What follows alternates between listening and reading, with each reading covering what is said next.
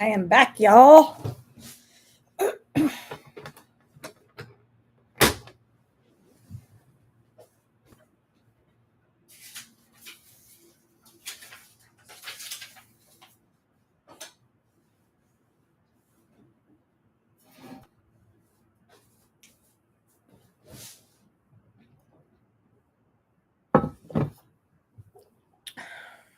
Hello.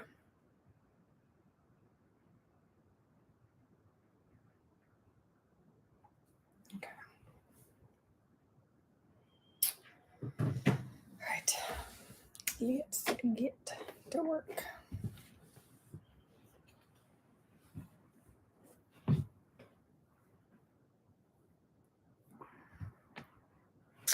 Hello.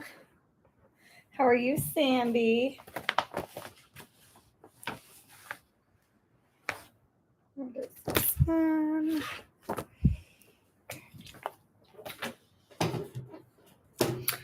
Hola, chica.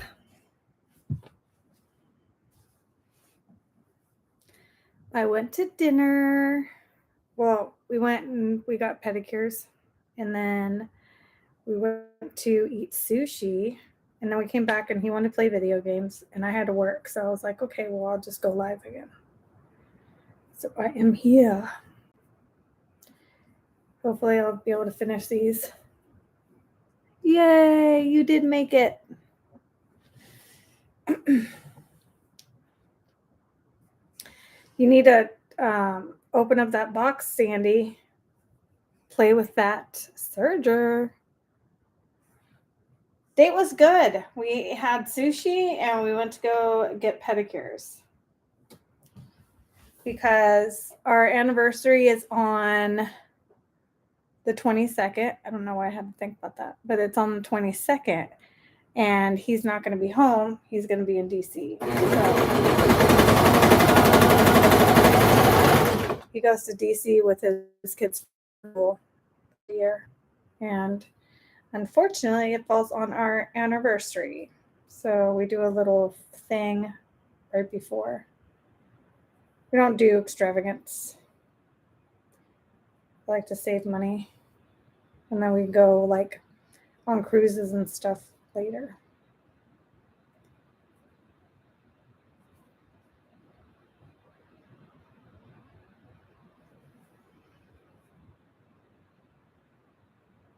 Thank you. I appreciate that.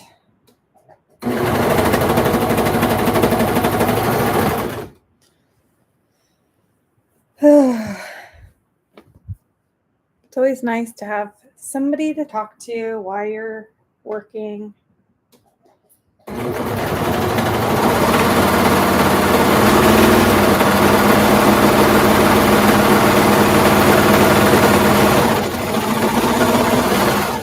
What have you guys been doing today? Hi, Barb.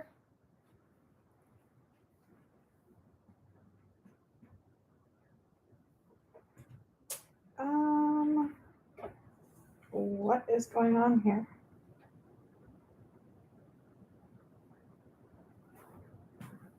It's shrinking up on me. What is going on?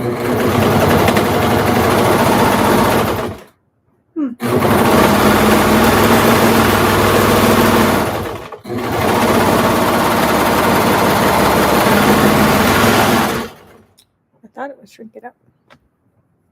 Hi, Maria. Hi, Barb. How are you?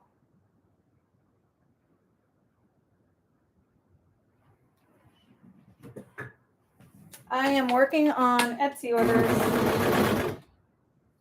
So I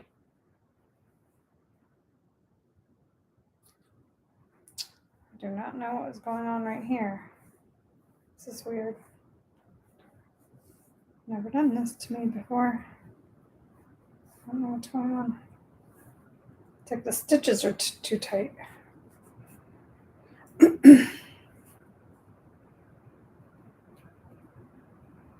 This is really weird.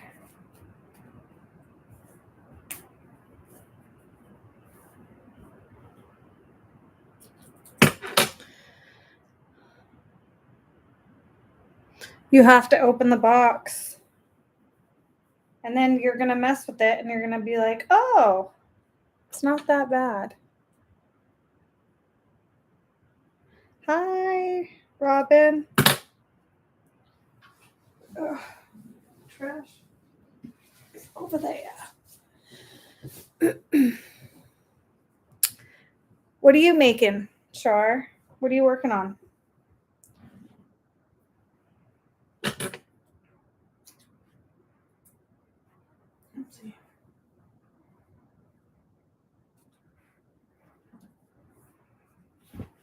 Oops.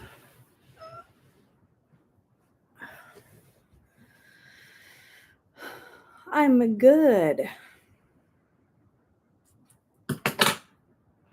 I wasn't going to come back on. I was live earlier, but I didn't think I was going to come back on, but I decided to because I'm by myself working, so might as well go live.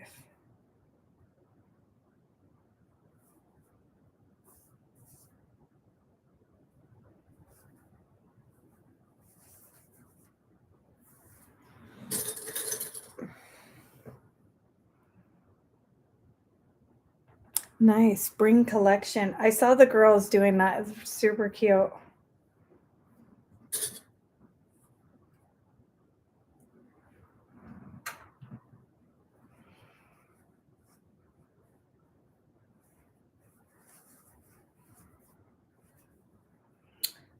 This Easter is actually pretty popular right now. I guess in my shop, people are buying Easter outfits already.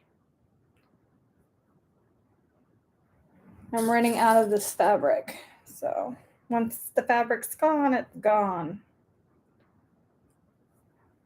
I think it's like a limited print from Joann's because I've tried to order it and they said that they don't have it in stock anymore. So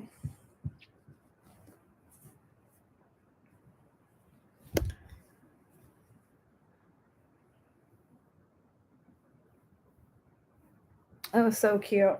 The girls, I love how excited they get when they make new things.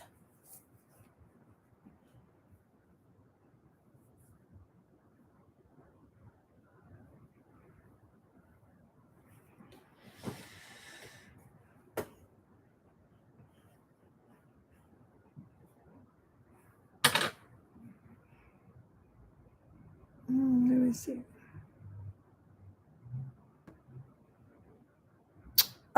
What machine I use? I actually, for my sewing, I have a new machine. It's the Singer Heavy Duty 6800. I guess it's supposedly like the HD 6800. But yeah, I love it. I had the Project Runway. I think it was the Brother, I guess Project One Runway edition. But that one had broke because my dog knocked it off the table. And so now I'm kind of stuck with my Sew Steady table because now I can't use it because it was specialty made for my other brother. So if anybody is interested, I have a Sew Steady tabletop that fits a Project Runway. I think it's like the CWP something on.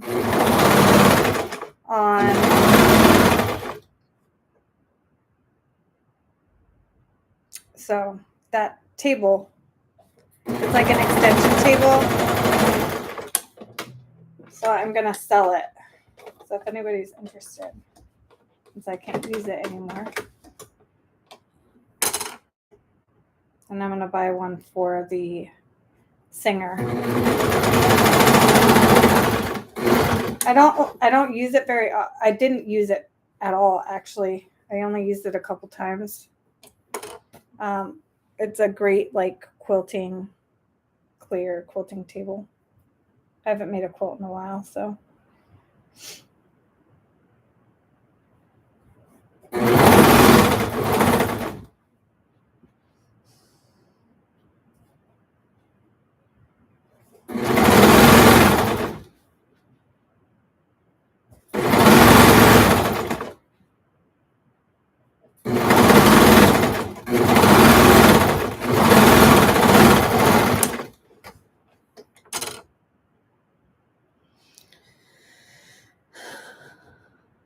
Hello, faithful. Hi, Angela. Welcome. Glad to have you guys here to hang out with me while I work. Makes the time go by faster.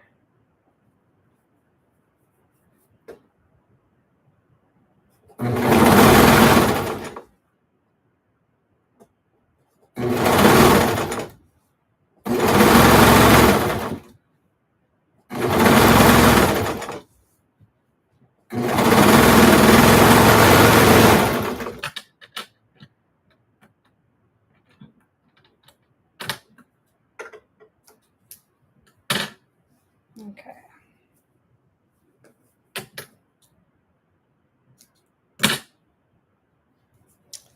This one is done.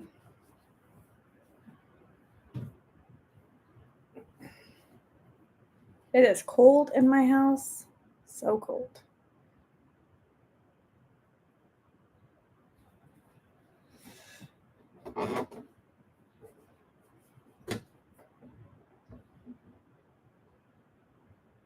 We've been having some funky weather lately in Florida. It gets like really, really cold, and then it's like 80 degrees the next day.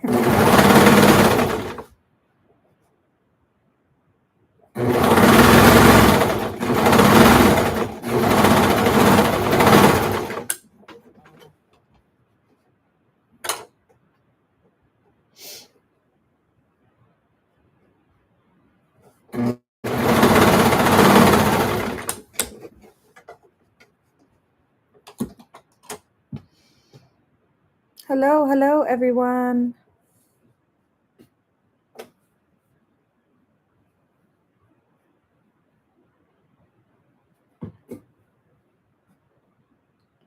I'm just...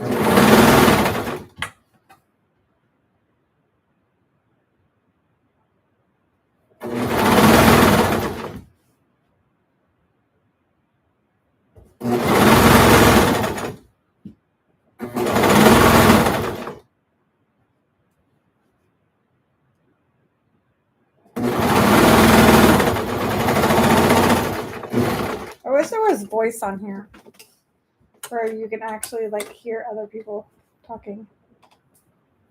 They can ask you questions and stuff.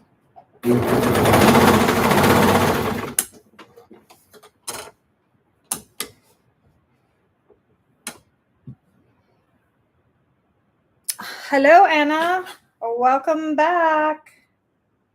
I wasn't going to go live, but I decided to jump back on here. That was working.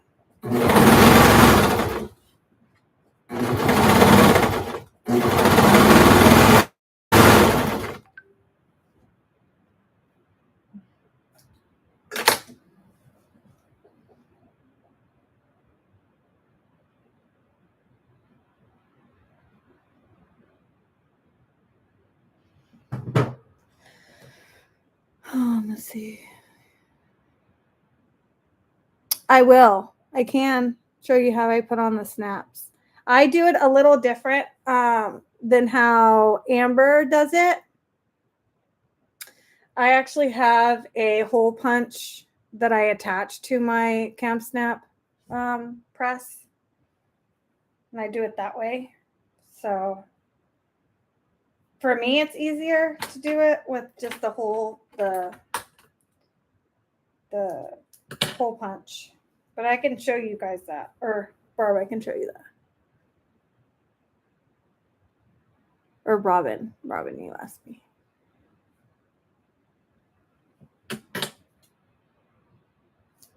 I actually have one that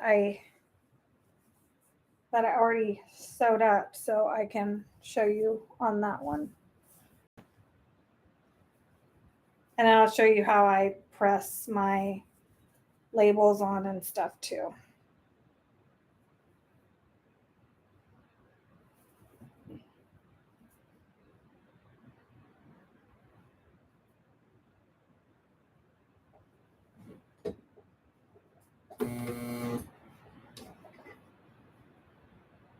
Gotta make sure my seams are straight.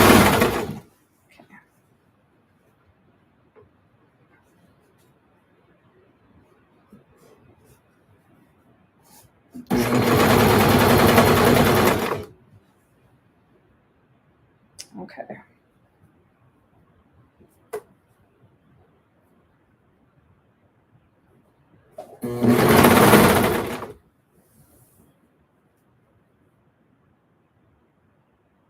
This one is so long.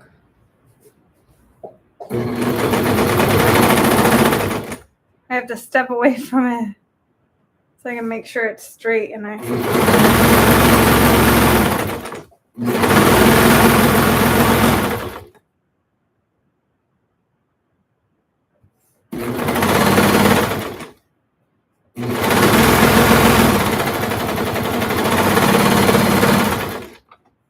always hold the bottom part so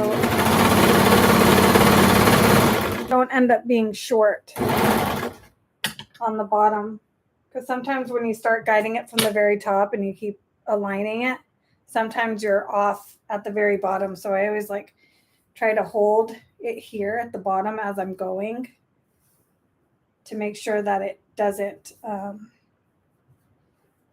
it's not short on the bottom, because I've had that happen to me quite a few times. So now it doesn't happen to me. Hi, Pauline.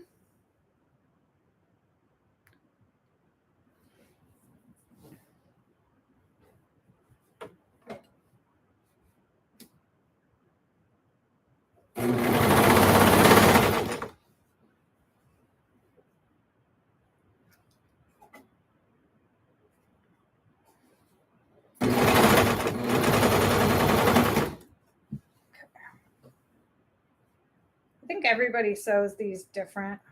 Everybody has their way of sewing them.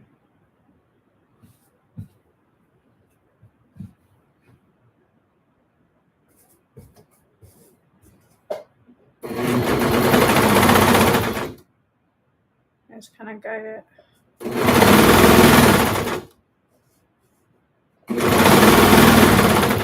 I don't have my cutter on either. I don't like to use my cutter. It's a fail-safe this way. You won't cut your fabric and like take off too much.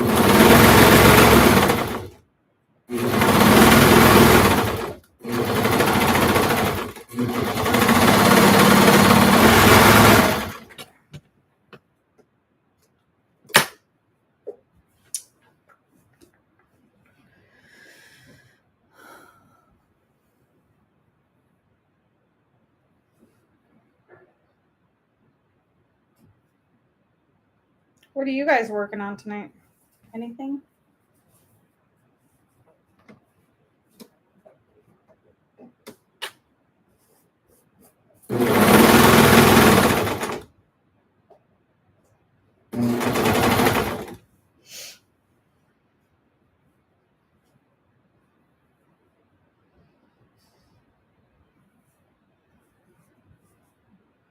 So make sure my corrupt seam is okay.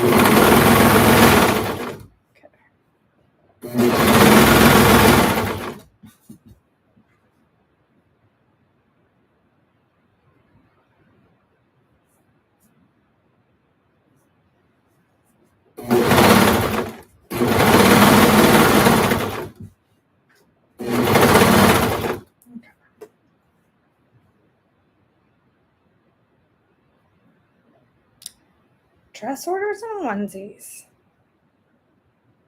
I want to be able to start making, I make dresses out of cotton.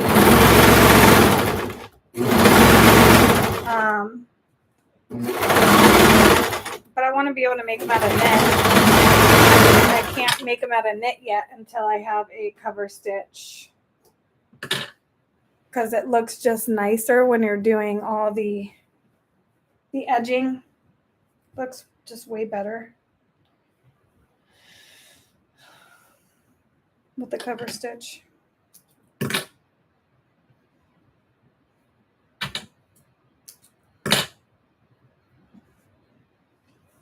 All right.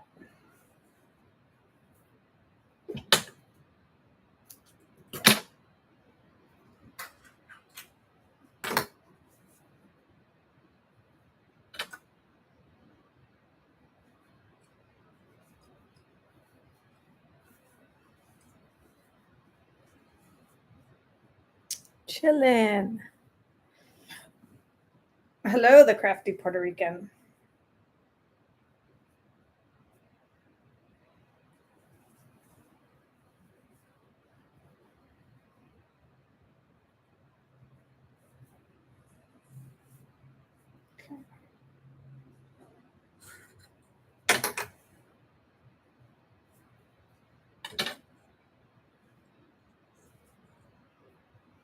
These are pretty easy to sew up. And once you get the hang of it, just gotta make sure my crotch seams are going the right way.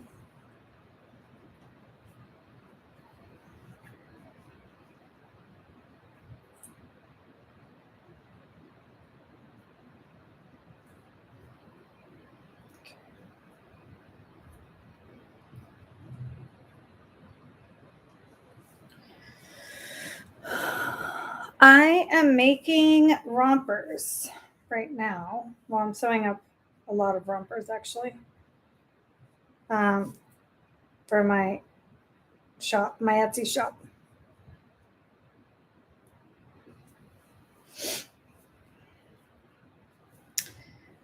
I've been getting well, today I got a ton of orders for Easter.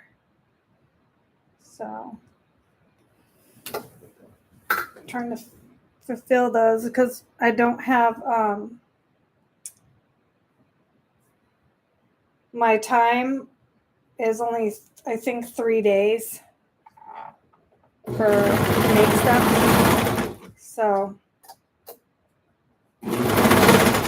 I haven't upped it yet. And I got, I think, 9 total orders today. So try to get them out as soon as I can.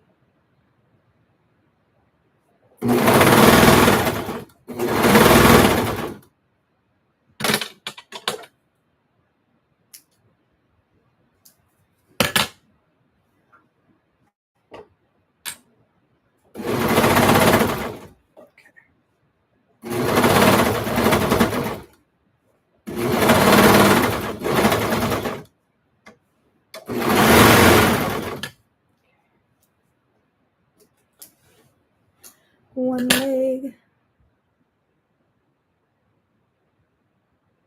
Hi, Lisa.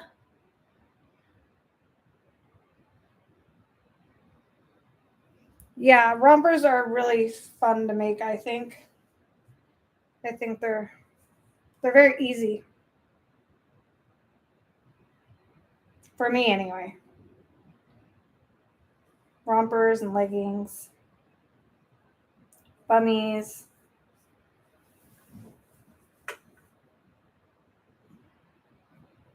This is not cooperating.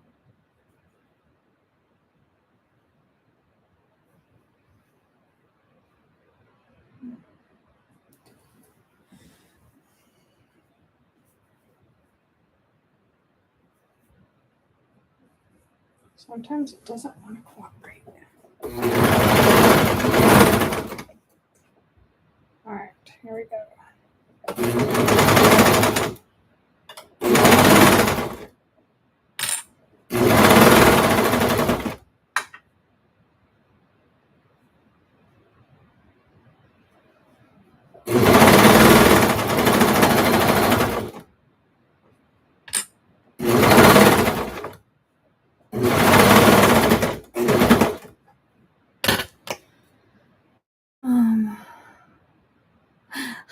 Nairo. ¿Cómo estás?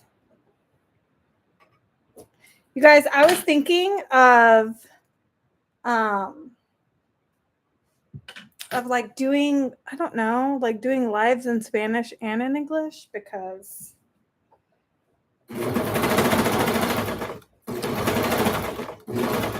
I am bilingual. My family's from Argentina, so then I can get some Spanish speakers in here.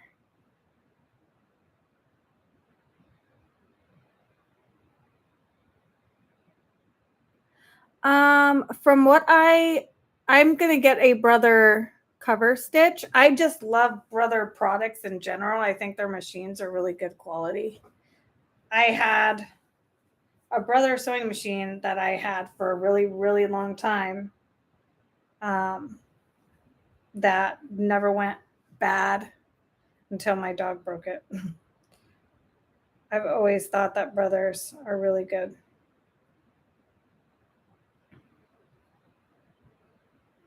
Brother and I think Baby Lock are really good. But I don't know if Baby Lock has a cover stitch.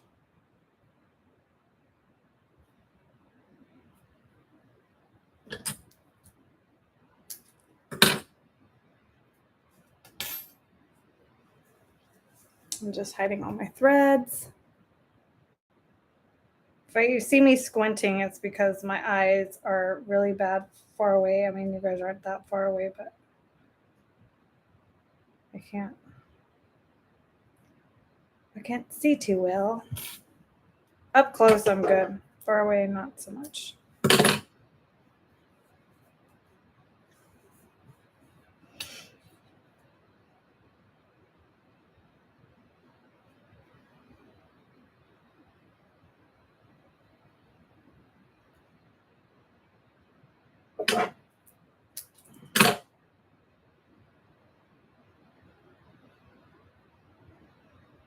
My goodness, what's going on with these today?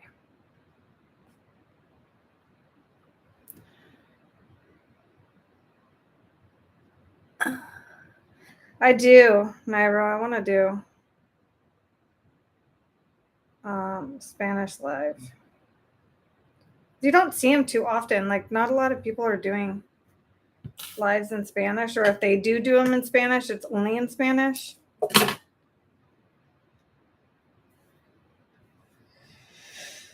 So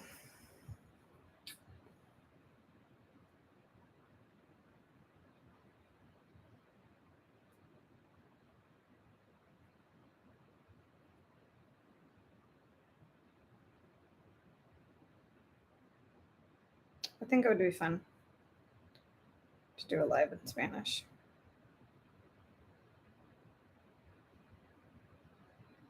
So also, if there's any Spanish speakers in here, hi Piccolini.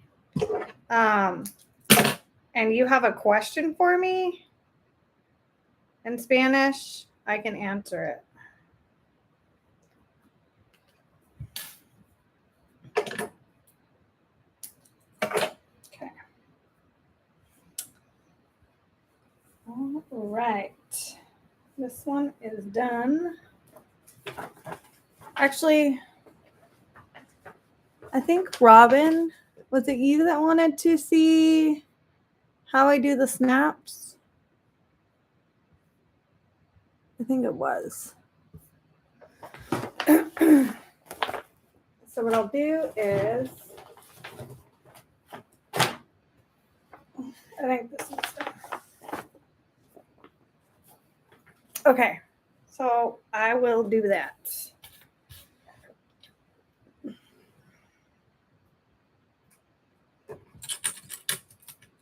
And I'll bring you guys over to the other table, but I have to sew this up first. And you guys can be right here with me. I'm going to move this over.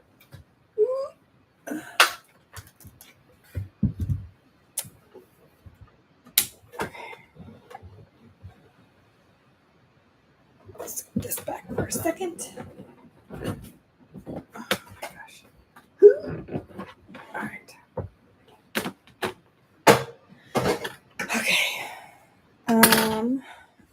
I'm going to, oh, 1 second. I'm going to move you guys over. What here? Oh, for 2 seconds. Pull this machine out. I'm going to pull you guys. Pull you guys this way. It's better, right? Okay. Actually, I had to get a new, I had to order a new machine because the other one that I got a few weeks ago, it was an opened box, and I didn't think anything of it at first because felt like there was nothing wrong, but then just little things started happening, and then it started getting stuck. So I think whoever had it before me broke it. So I ordered another one and returned the other one. So this one just came in 2 days ago or a day ago or something. Let's do this one.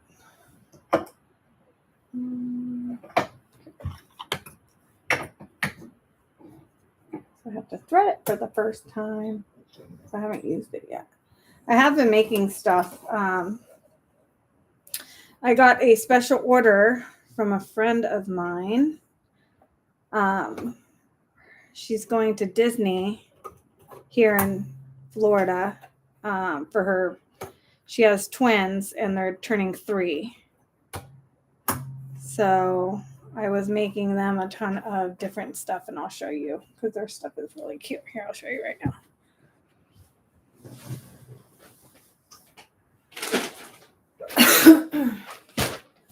I can't post it because it's Disney themed.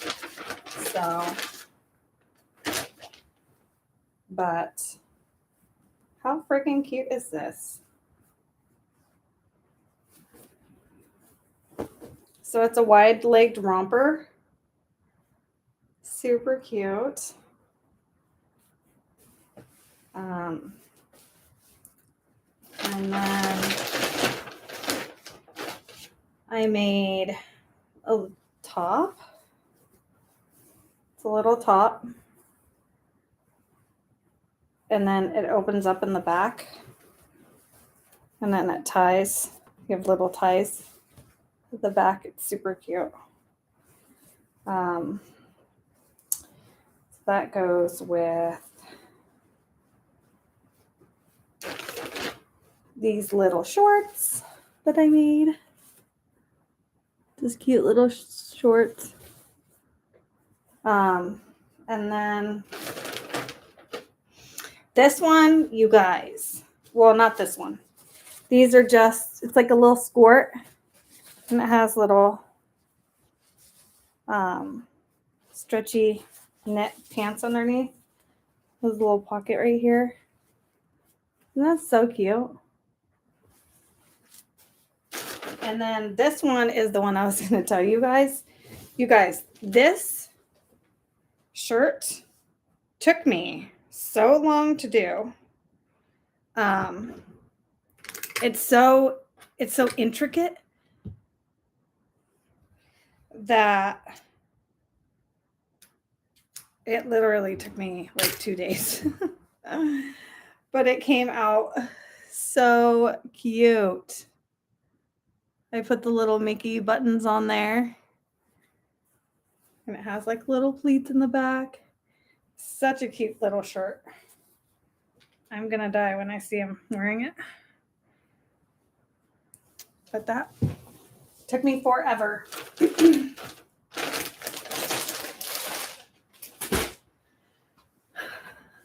That one's definitely not a beginner pattern.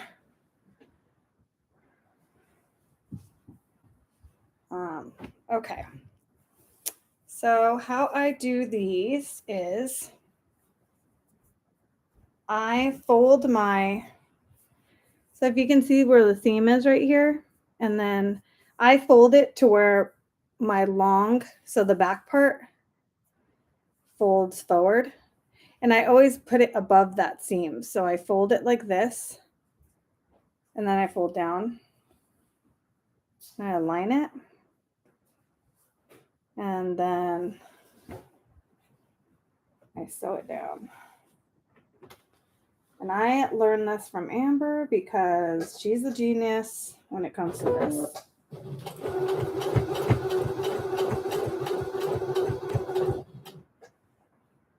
And this is too slow.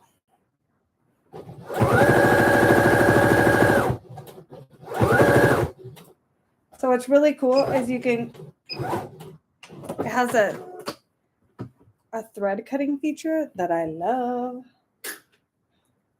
I love this sewing machine just because of that. I think every sewing machine should have a cut feature for your threads because it makes a world of a difference to get stuff done.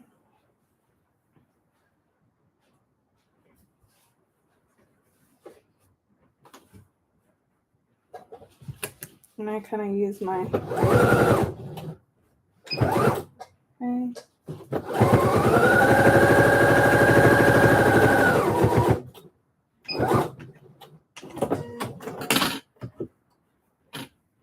So now it's sewn down. Just cut off some of that. Okay. So now that it's sewn down, I cut my corners off.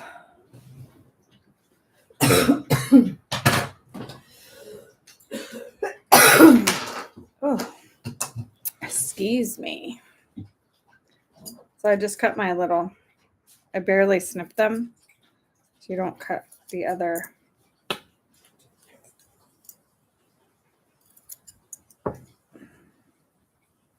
I barely cut the corners. It helps when you turn it out for your corners to be sharper. You just don't want to cut into your stitching, if that makes, I mean, there is stitching, but into your like straight stitches.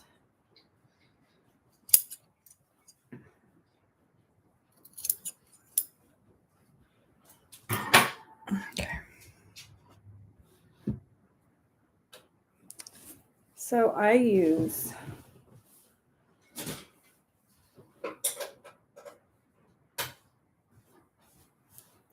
I have to turn my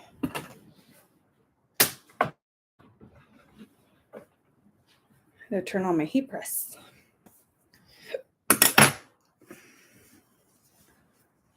Yes, I'm back. Hi, Mary.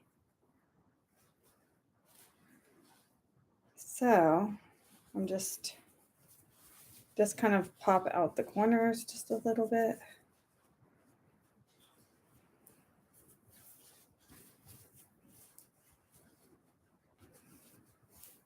The front ones are definitely easier to turn than the back ones. And then I just grab a little bone folder and kind of gently pull and push my corners out. I do that for all 4 of them, just to kind of sharpen them up just a tad.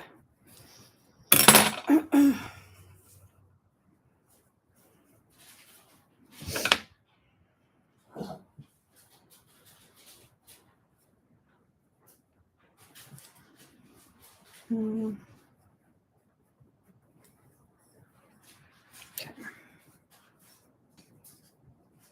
Now I'll show you how to do. I do the snaps. So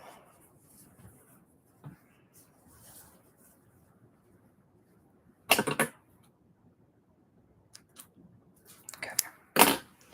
Now I turn them inside out.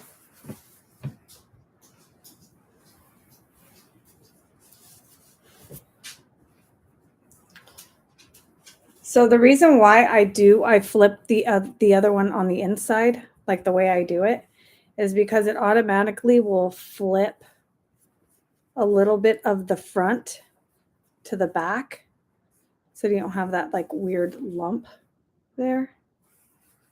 So then it stays flatter and cleaner, I think. So I do that to both ends and then it just stays super flat. You don't have like a huge bump.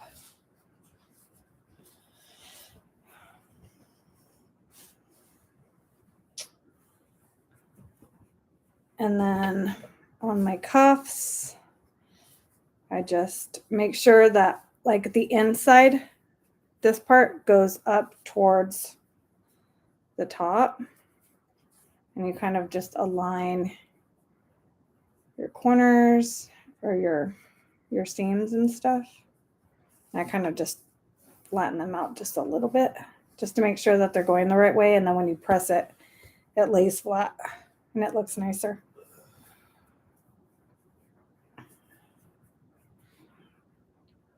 Oh.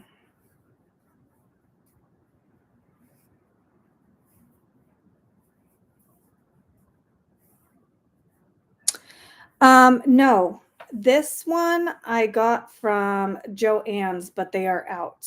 Like I had them search like every Joann's in the United States. And I bought everything I think that they had. So what stinks is that they're not going to have this pattern anymore, which I don't understand because it's actually pretty popular. And so this is a jersey. It's a knit, jersey knit, I think. Yeah, it's super, super cute fabric. But I was only able to buy like 8 yards of it. So if anybody finds any, let me know.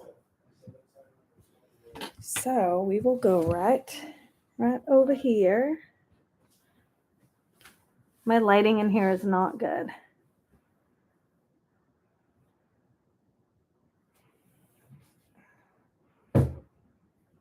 Okay. So this is disconnected. I have my speaker on.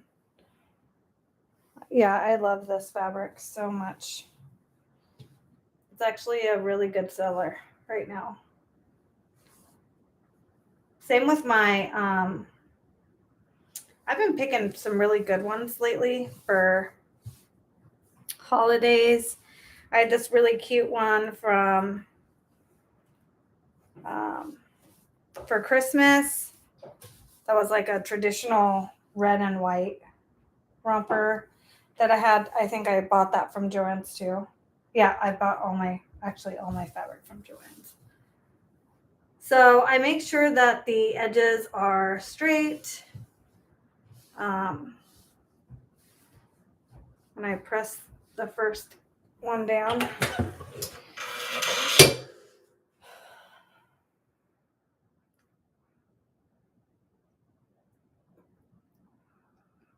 So do you sew the seam allowance up at the cuffs? Yes.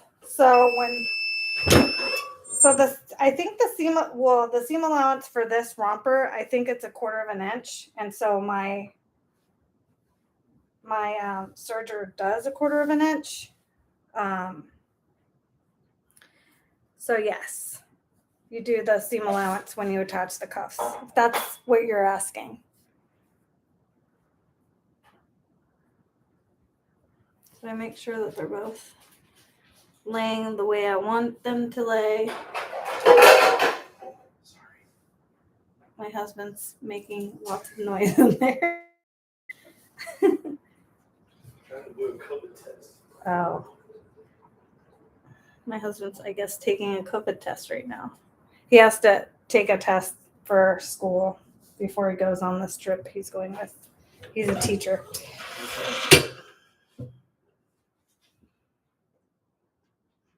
good news and negative. Yay.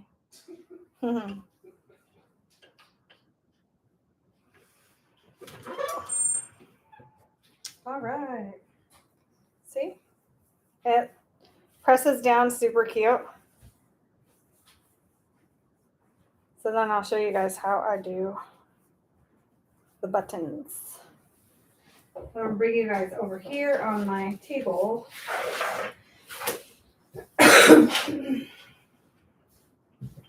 I'll show you guys how I do that. Okay, let's see. Let me try to turn this other light on over here. Okay. I don't know if that's any better. Hopefully it's better. Let me know if that's better.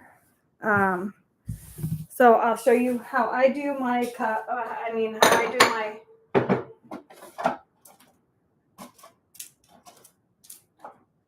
my cam snaps, and I'll show you how I package my stuff. I guess I'll do it all together, and how I do I'll do it to one because I have to do all of them. But all right, put the cam snap there. So this one comes with, this one you can detach all the pieces. So you have to buy this separate. It's like a little attachment. And then there's a pressing plate. And then I think this is a 2.5 inch hole press. I'm not sure, but I will post it in the video later. Exactly which one it is that I got. Actually, I think I have it here. Let me see. I might have it right here.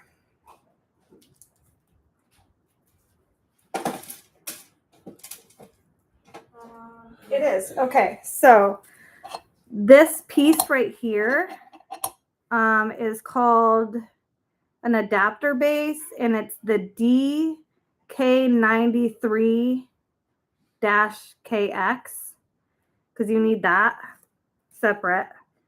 And then my hole punch is a 2.5 millimeter top hole punch, and I got it from Cam Snaps. And then the bottom is, I guess it comes with this bottom part, but it's a 17 millimeter bottom. So this one, if you guys get more hole punches, you don't have to buy this, because you can use it for different hole punches. So how I do it is I grab my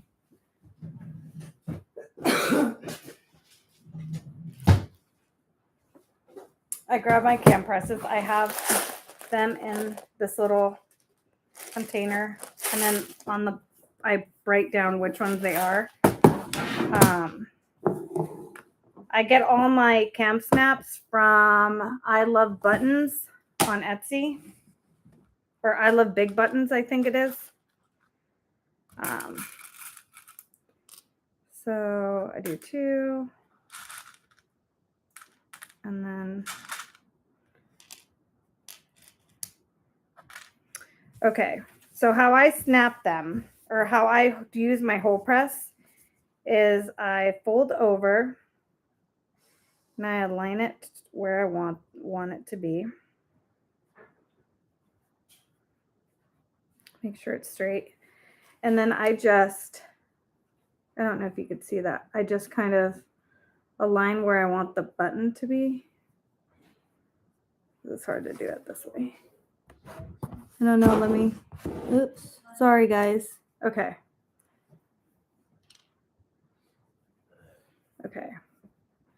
So I kind of align it where I want it to be. And then I hold them together.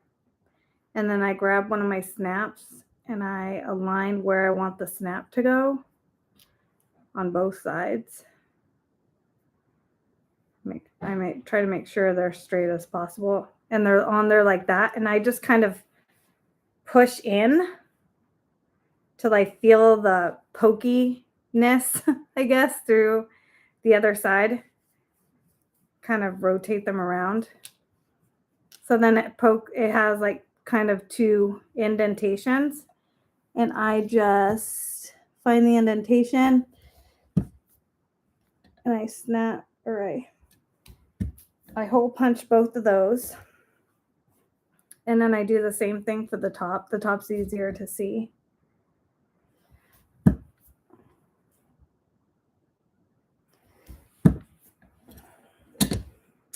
So sometimes it doesn't poke, but so now I don't know if you guys can see that. Right here, you have 2 little holes. And then these fit like perfect in here. So I do that for both sides. So I punch these ones first. And then I go to the next side and I do the same thing. I kind of align it where I want it.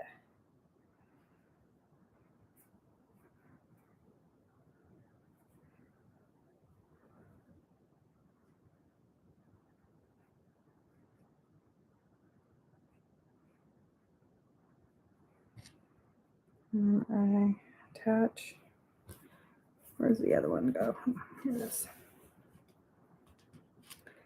I kind of align them together. I kind of want them to be. When I like it, I just press in. Yeah, Angela, I use size 22 also, so I think that's their standard size, to be honest. So then after I do that, I find the hole.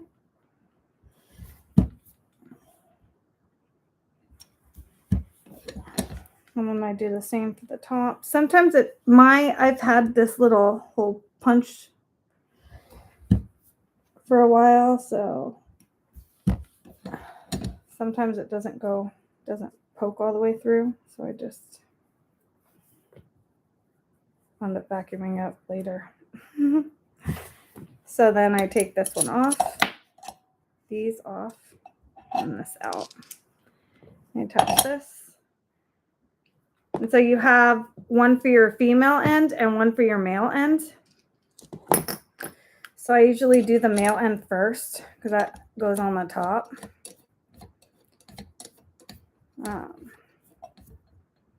So then I attach it like that.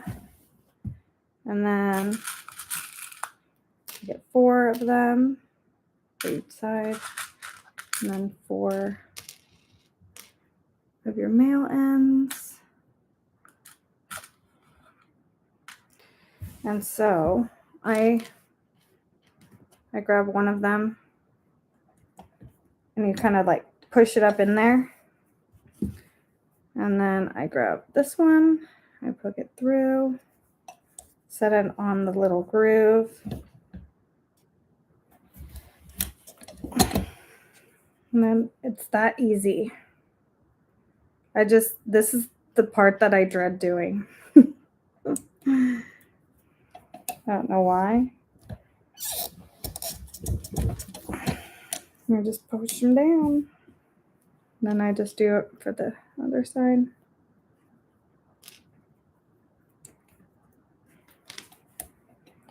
So if I had all my rompers done, I would just attach them all first, all the male ends, and then do all the other ones next after I was done, just so you don't have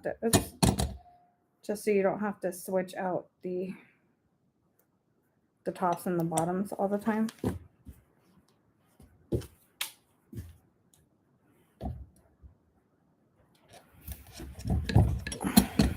And then now you have your tops done.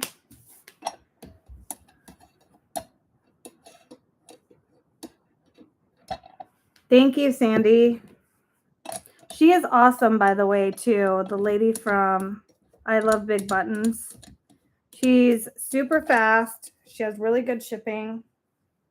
I get my camp snaps really fast.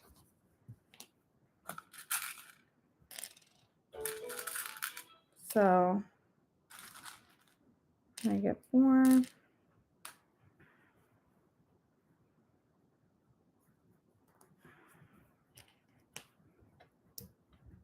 Oops. And I attach it. I don't know.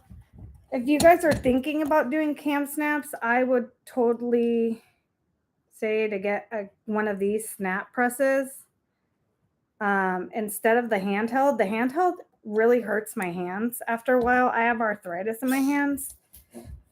So this one is a lifesaver when it comes to that, when I have to press a lot of rompers. This one is a lifesaver. The other one starts to hurt your hand after a while. And these ones, you can buy different attachments for stuff. So I have one that's an attachment for rivets because I also like to make purses. So that helps out a lot as well. So now that I'm done with this for now, I just snap these just like that.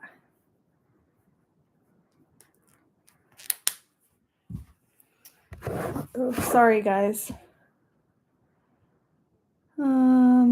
I think they run.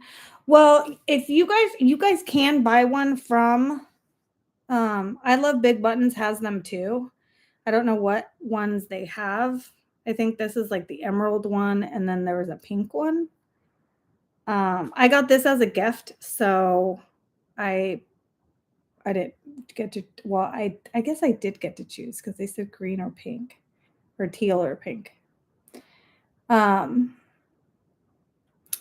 But then they're super secure. Like these will not, because I have the poly mesh underneath, it makes the snaps like real secure, like real durable. So, and then that's like that. And then how I package it is I fold it in half lengthwise, and then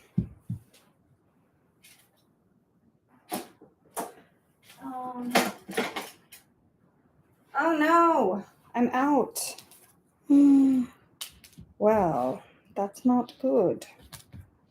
I can't show you guys how I package them because I don't have any more. I need to make more tomorrow. Actually, I could probably make them while I'm on the live tonight. But I usually have, so these, I have a video on how I made these. But I have ones that just say itty bitty bundles right here. And then on the back, I made my own stickers that have the sizing. And so usually I just attach this around. I usually attach this around here. And then I have the sizing on there. And then I just fold it up and then put it in a plastic bag. But since I don't have any right now to show you, I'm going to have to make more. I thought I had some more, but I guess not. So I think this was my, yeah. So then now that this one is done, I will put it in here with this person's order. And this one's completely done.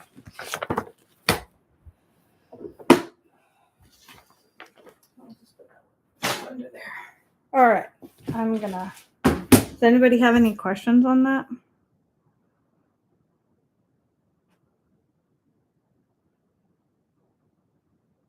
Let me look.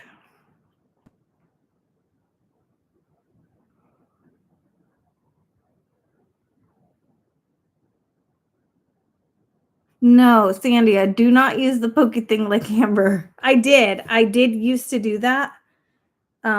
I like this method better, I think, for me. It's easier, I think. I'm just going through the comments because I didn't really read any of them.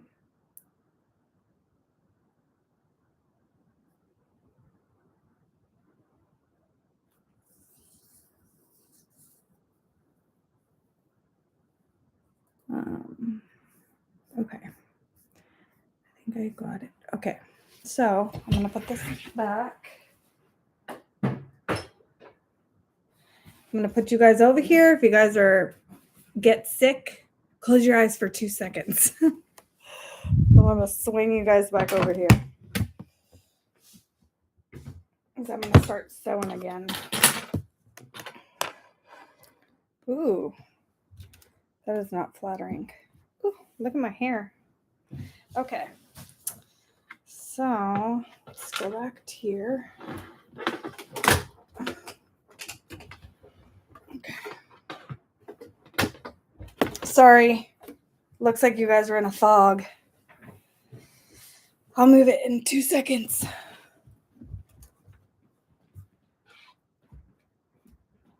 All right. But that's how I do my cam snaps. Okay. I wish it was cold outside here. I don't know what's the temp. I think it's like maybe 60 something outside.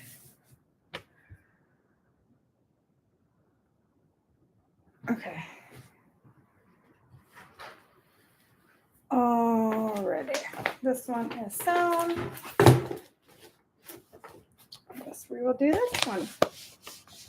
From the double order. I got 2 rompers.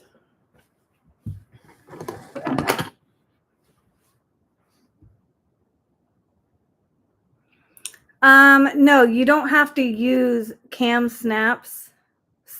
You can use anybody's snaps. But if you're going to use it for baby clothes or anything that has to do with children, their cam snaps are compliant with CPSC. So that's why I use them, because I have to be compliant. But if you're just making them for anybody, then you can.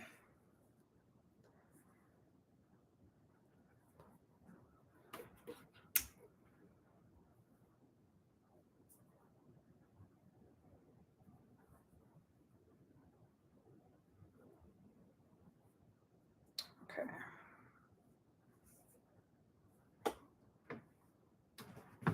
I'll do the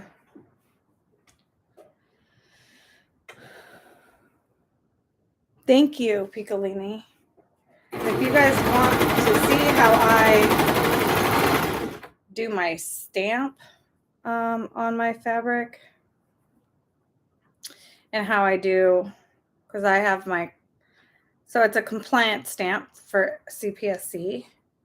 And then you have to have a batch number for every fabric that you use. So even if you have the same fabric and you run out and then you have to go buy it again, you always have to have a different number. So then if something comes back, then you know what fabric it was that you used.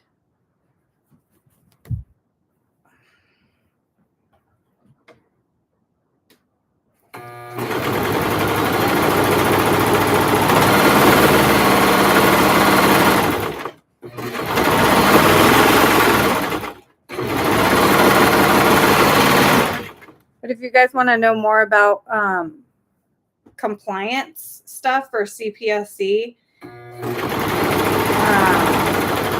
there's a Facebook group. I think it's called like CPSC Compliance. And they have a lot of good information on there. There's people that have like that ask different questions. So it's a good feed to be a part of.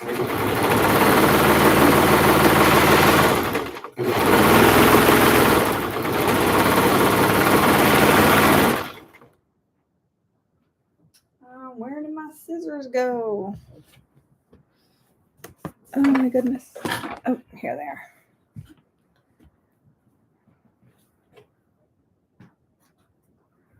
All right. So I'm going to do all these first.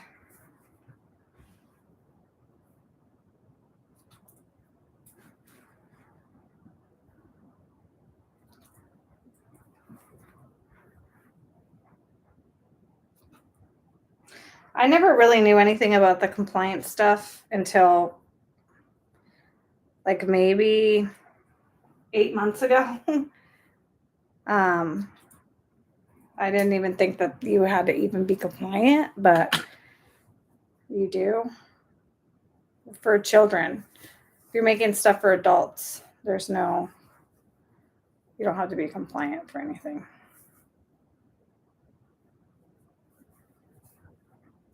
And I've been making baby stuff for, let's see, going on 5+ years, I think, but I've been sewing for over 10.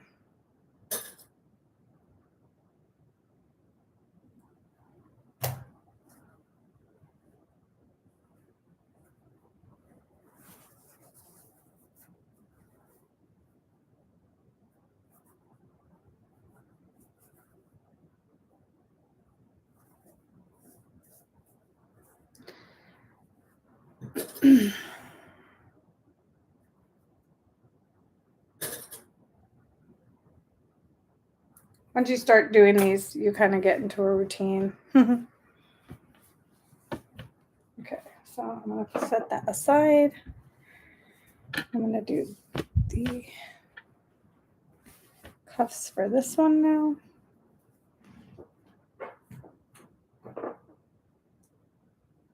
Oh, this one is backwards. Always make sure it's going the right direction. Sometimes I don't pay attention and I sew it wrong.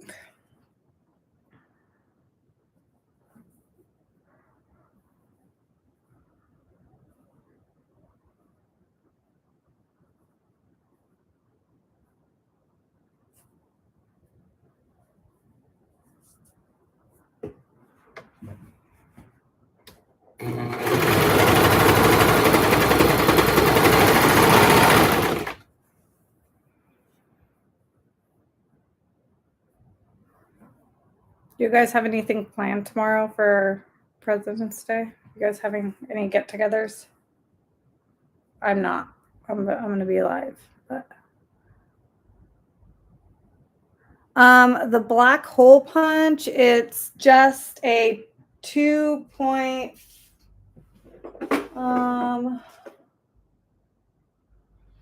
it's a 2.5 millimeter top hole punch.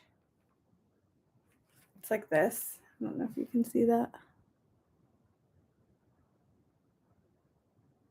And it comes, you have to make sure that you have, I don't know if I had to buy that separate, the base, because sometimes it's different, but yeah, it works really good. And then I have like different adapters, like these are for rivets. So there's a top and a bottom that work for rivets. So you can even get one that has for people that make like the lanyards. Is it the lanyards? No. Like the wristlets? I don't know what they're called. I don't know. Key fobs, I think. There's a clamp for that, for this as well.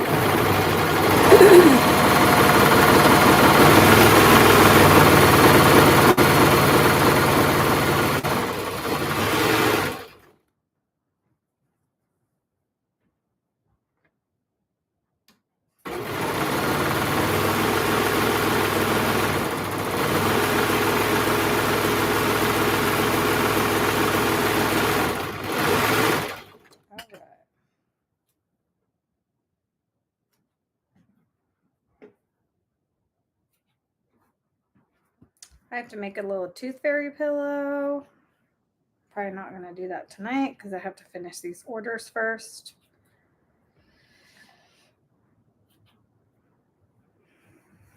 But my granddaughter's losing her first tooth. It's pretty exciting. So I want to make sure I make her a pillow.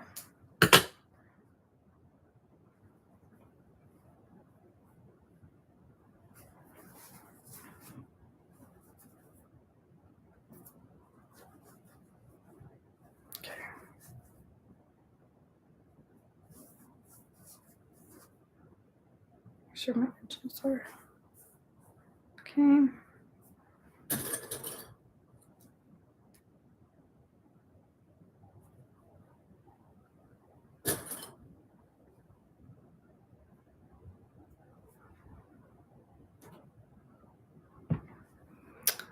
Do you guys have any questions?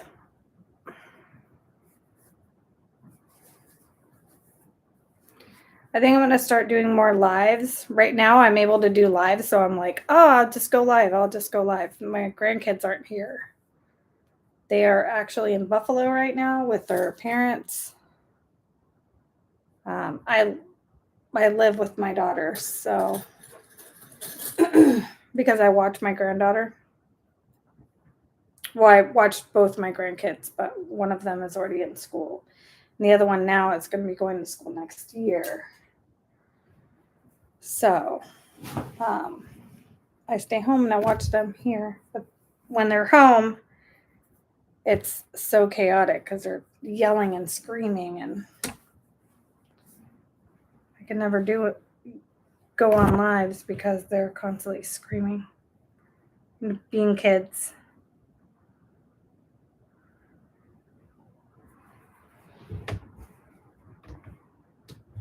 Okay. Oh. I got the wrong one.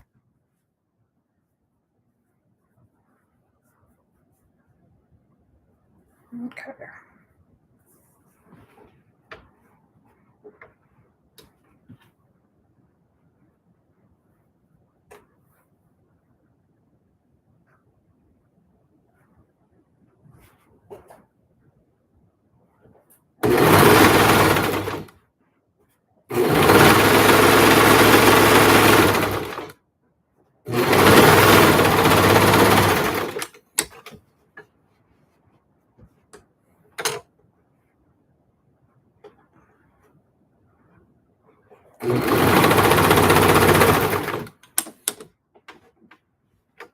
Guys are quiet.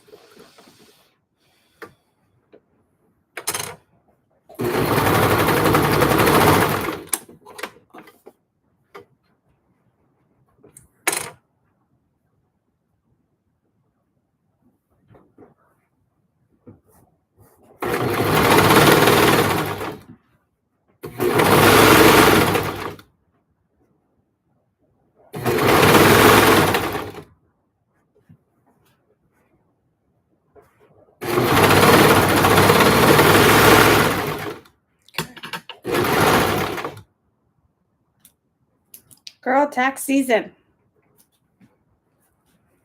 My husband does our taxes for us, so I don't have to worry about that. What are you making? Was it Lisa? Glue, paper, scissors. Is your name Lisa?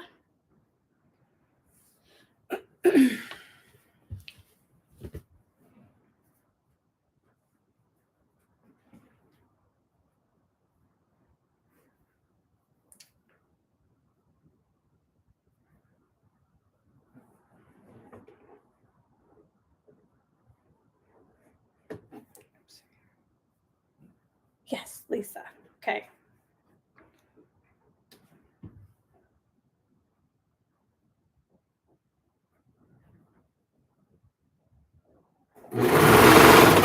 Is my machine too loud or is it okay? I mean, it's not like I can turn it down.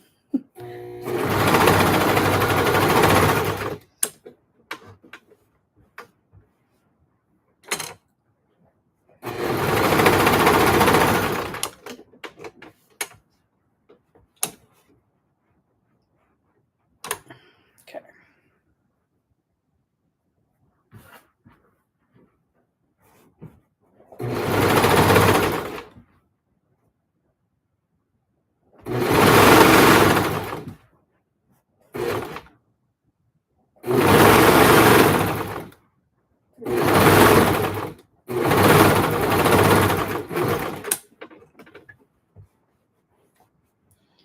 Guys, if you have video ideas, I would gladly appreciate some ideas.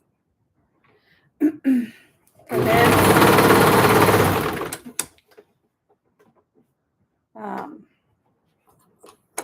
I have some tutorial videos on my channel. Well, actually, just like one tutorial video. But if you guys want to like learn something specific, sewing or scissors, I can do a video on it. Even using my like PE800 because I have a PE800.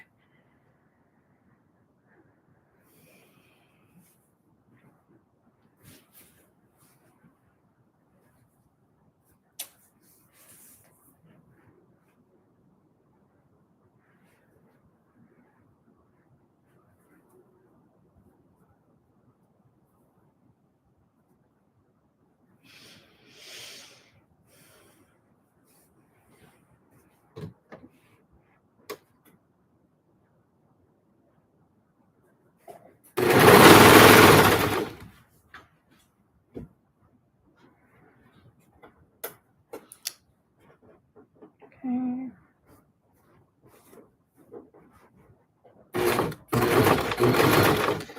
I go really slow. You want to go really slow over your seams because sometimes your machine will sew right over them like butter, or you get the times where it doesn't want to and it breaks the needle. So I always am super careful to make sure I don't break a needle, because then you have to rethread the machine.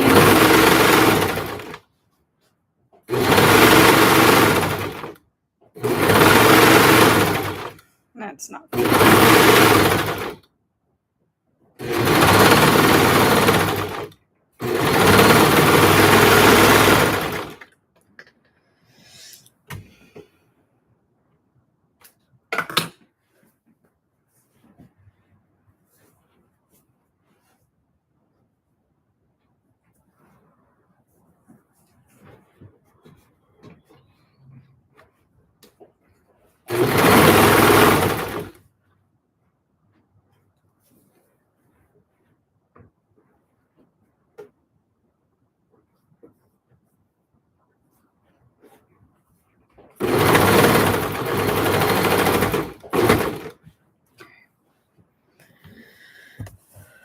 Do you guys want to be able to see better?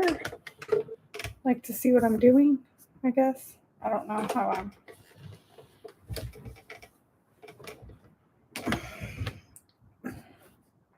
I guess you guys can't really see.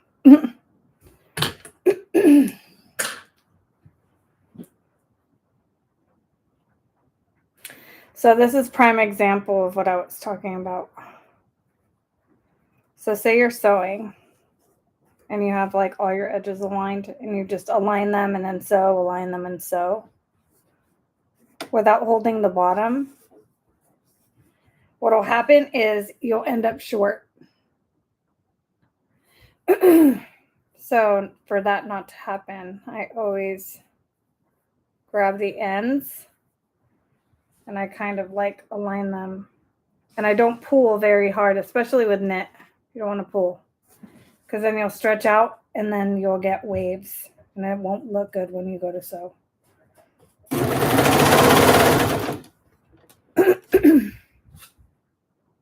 So I just gently hold the bottom of it and I kind of guide these as I go.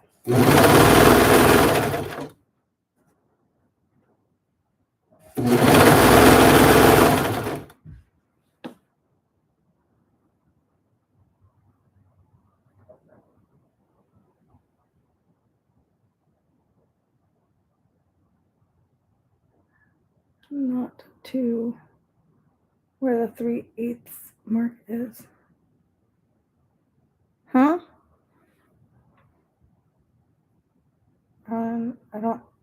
Are you talking to me?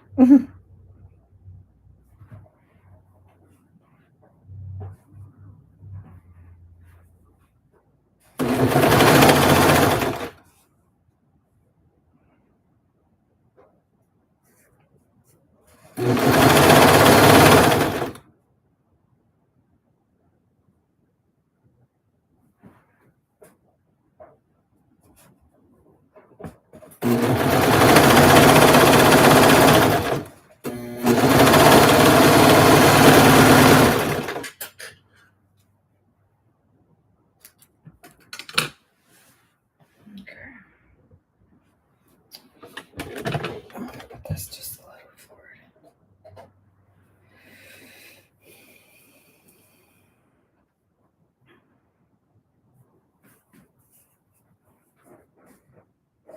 Oopsie.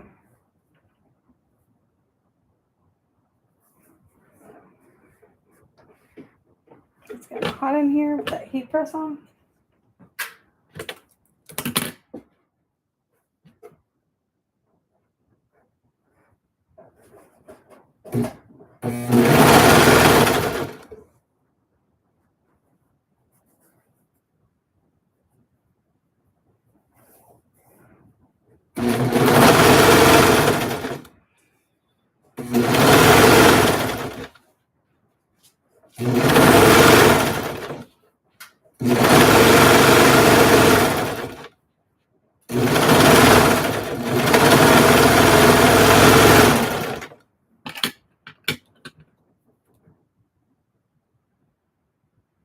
Oh, yeah. Yeah, like there's different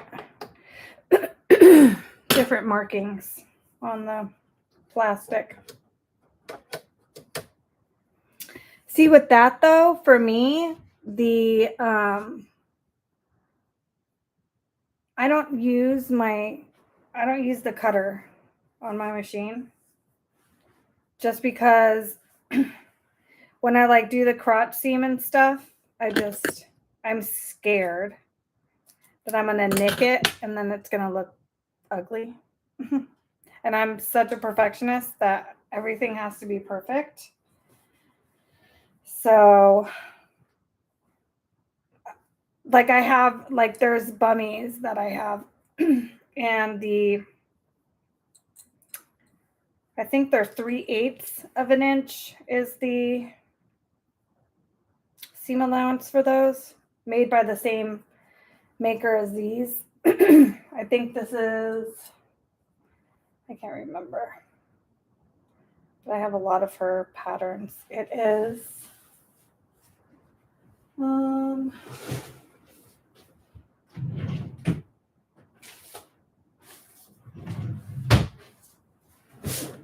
Made by Me patterns.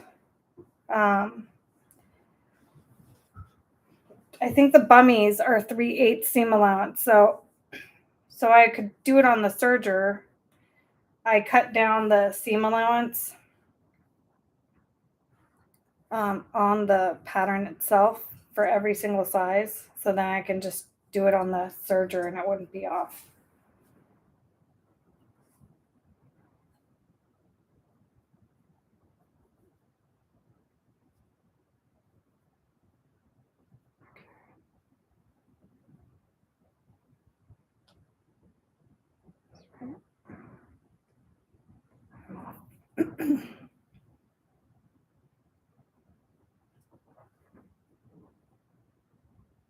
Okay. Gotta make sure my seams are going the right way.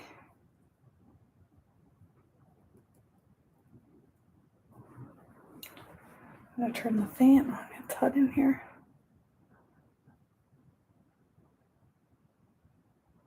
Yeah, Angela, all of these, even these harem rompers, are really, really easy to sew up. Oh, it is on. Oops. Okay. Oh. Yeah, that's better. Okay. Let's do the legs on these ones.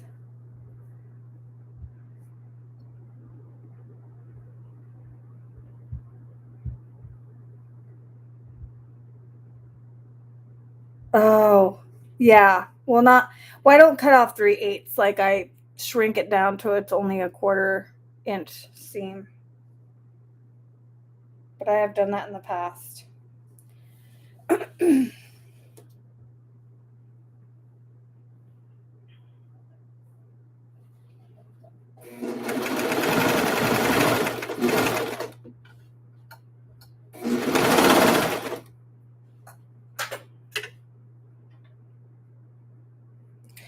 What was the hardest part for me with the serger was learning how to guide it in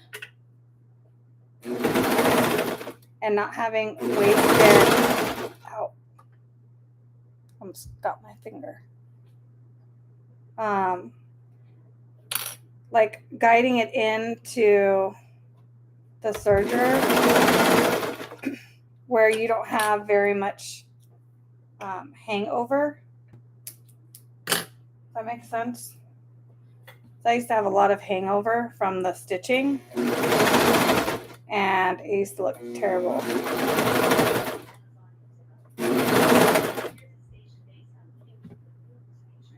I swear, my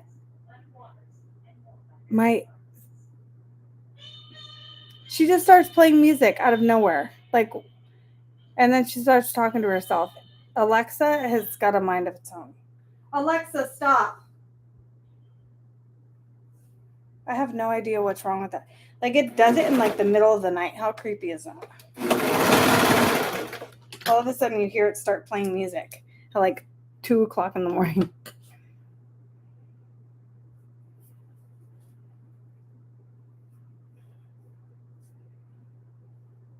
So weird. Who does anybody else's Alexas do that?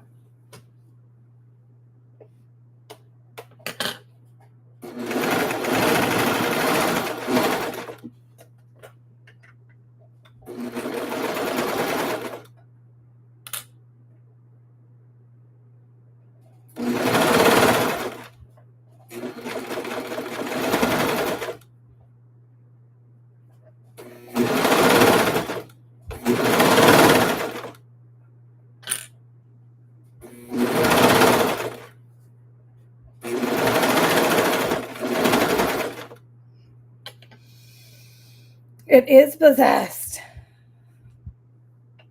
Like, I know she listens to your conversations.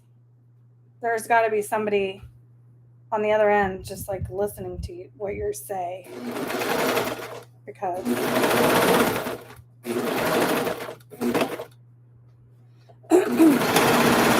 I've gotten random messages like on my phone like the next day about something I was talking about to my husband while we're eating dinner, and then all of a sudden the next day I get like these random messages like, oh, you were looking for a pizza cutter or something, and I'm like, how the heck did they know that when I didn't even look it up?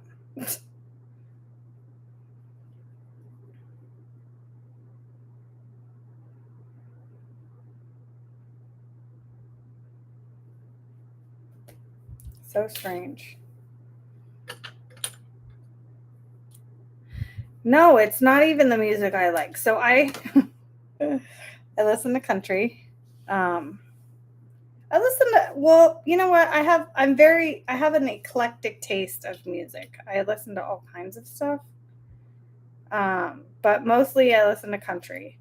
Like 100%, Amber and I are literally like the same person in 2 different bodies. Like, we like the exact same stuff. We drive the exact same truck. The car. We make the same stuff. Like today, I went to go get my toes done with my husband. And I sent her a picture when I was done, and she sent me one as well. And it's literally the same color. We always are like always the same on everything. It's so weird. We're so much alike. And we're glad that our husbands like each other. So they get along very good. Or they like each other a lot. So I can't wait to vacation with them one day. No, I'm not in Phoenix. I was in Phoenix 3 years ago. I lived there for a long time. And we moved to Florida, let's see, almost 4 years ago. Because our daughter, our oldest, was moving to Florida with her husband. And at the time, one of our grandkids. So my husband was tired of living in Phoenix. So we decided, let's just move. So we've been in Florida for the past 3 years, almost 4 actually. So yeah, so now we're here, and then we go and we visit twice a year in the summers and in the winters. So then I get to see Amber when I'm there, which is nice.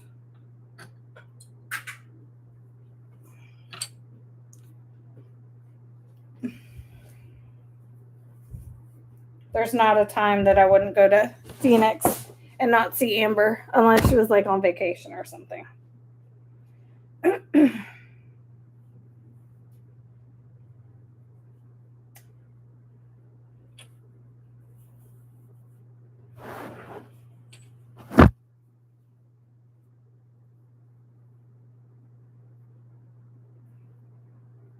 We even have like the same friends that I had like a long time ago. We know the same people. It's so strange that I never crossed paths with her.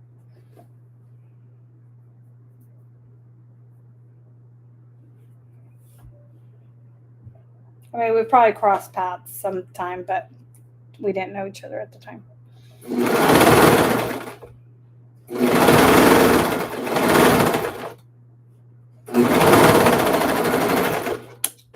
We met on YouTube and then became friends.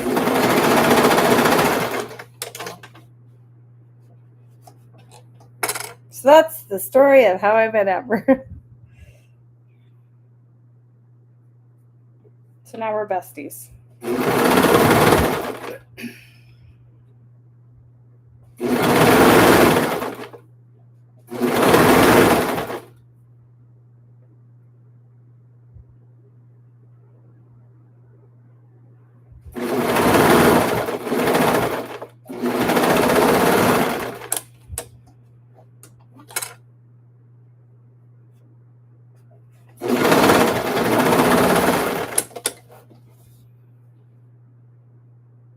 Yes, I was.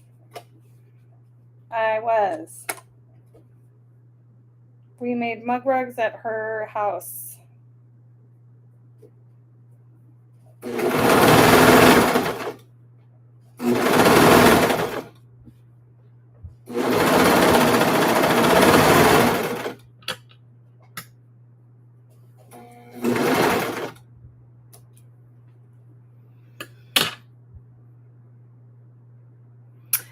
Central Phoenix.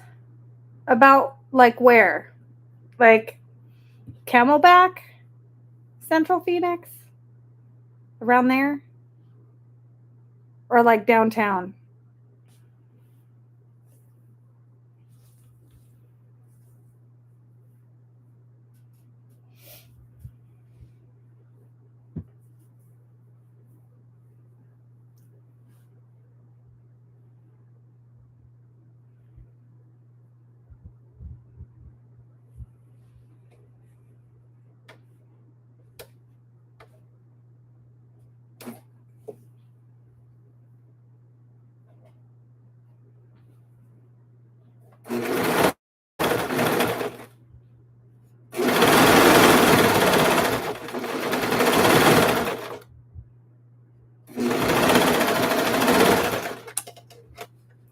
My goal for this year, for whoever wants to know, is I have a little map on my whiteboard back here.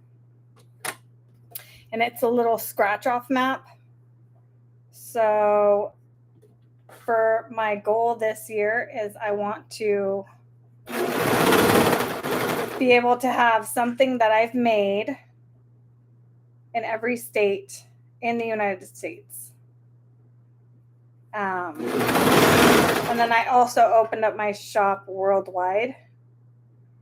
So I'm selling to everywhere around the world now. But I want to, oh, nice. I used to actually live around there.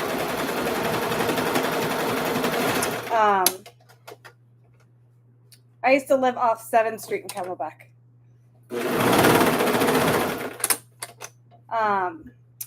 But I want to be able to sell everywhere in the United States. So I just got Hawaii a couple weeks ago. So I want to be able to sell to Alaska. And I have probably like 8 more states to go.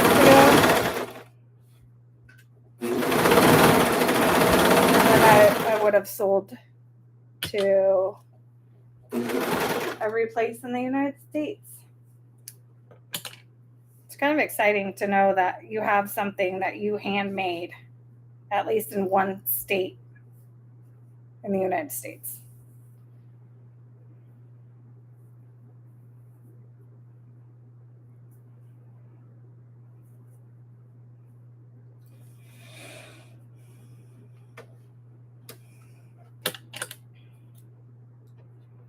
Where do you get most of your fabric, and do you always use knit? I don't only use knit. I do use flannel. I use flannel for my blankets,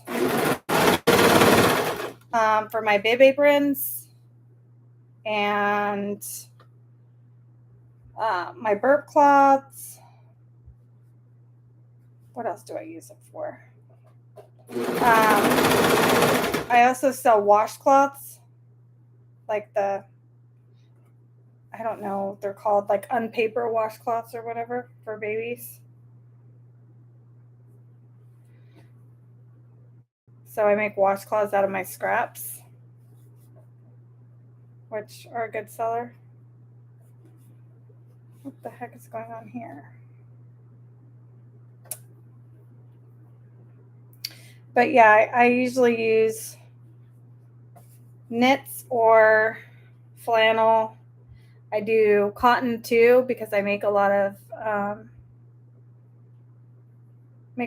clothing items that are cotton. So like shorts and skirts, all cotton.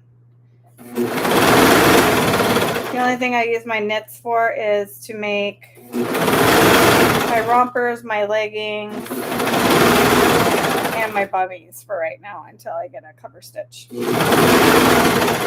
And all my fabric is usually from Joann. But I might switch over to Spoonflower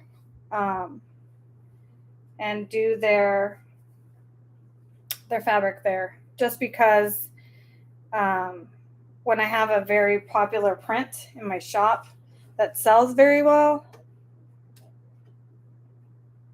most likely Joann's will either discontinue it or stop making it, and then you can't reorder it even if you want to. So that's like a little bit of a pet peeve for me. But if you're starting your shop out fresh, Joann's is a really good place to go because you can get the fabric for cheap, and then your turnaround profits are better because you can sell it at a cheaper rate.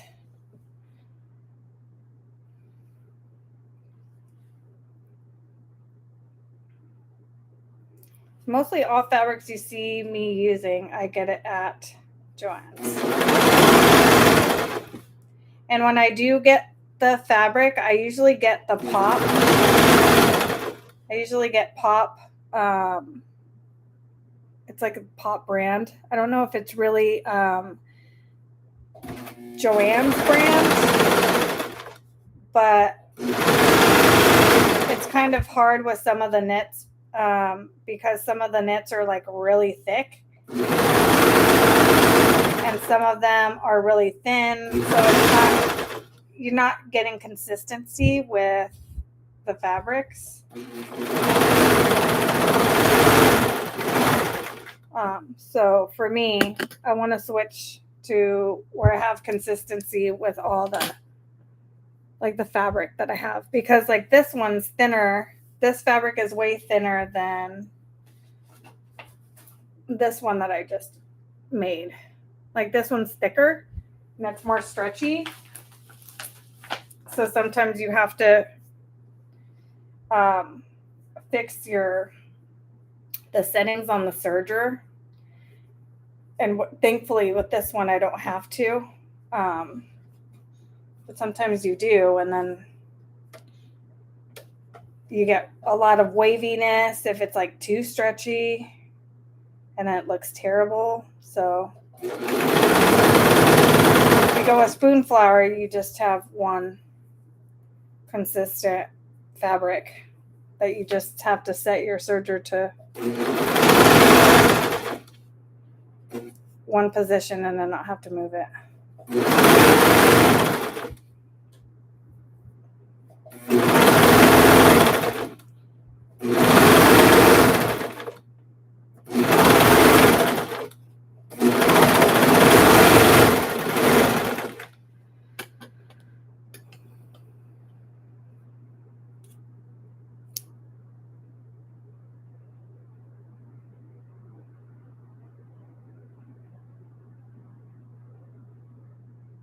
Yes, Bev, 100%.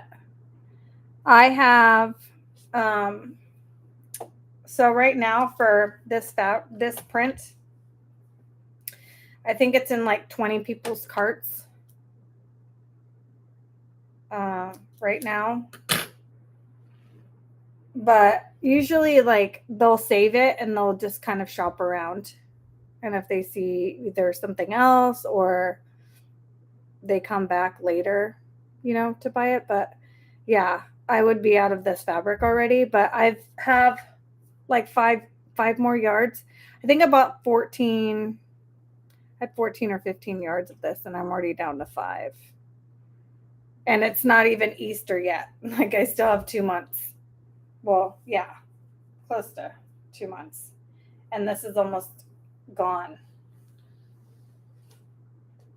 So once this print's gone, I can't rebuy it because they don't have any more.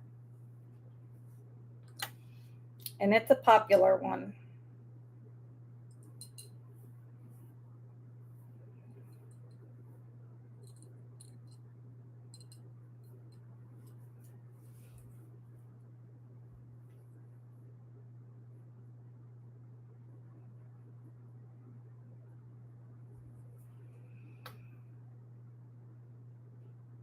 Hi, what is your name, Invisible Angel?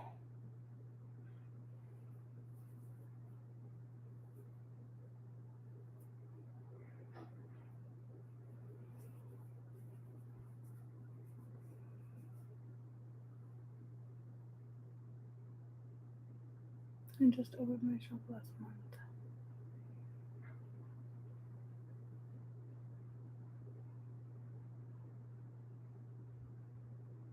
Oh no.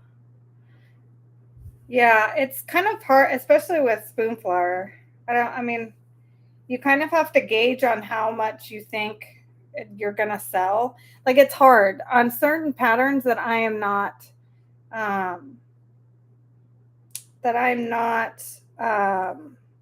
like sure about.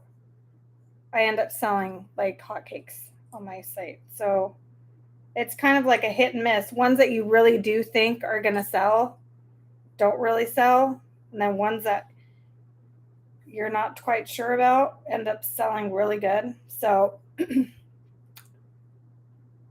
is really a hard thing to to do because spoon flour takes like 2 weeks for you to get anything. So you really have to think in advance. But you can never go wrong with like truck stuff or anything like that. Okay, Audrey.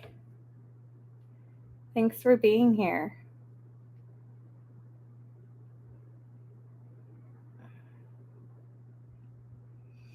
I don't know. I kind of want to move to spoon flour, but I'm not sure. I'm on the fence because everything is more expensive. I think it's like $28 a yard or $27 a yard or something crazy like that. So then I would have to up my price. So I don't know, it's hard.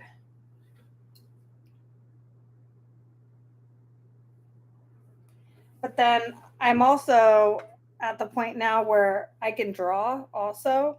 So I was thinking about making my own patterns. I have some exclusive stuff in my shop now. But to have it printed, I have to go through spoon flour. So it's kind of like what do you do?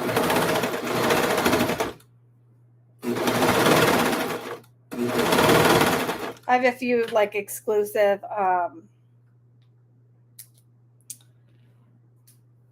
like onesies and like swaddles that I make, or like the swaddle matches the onesie sets.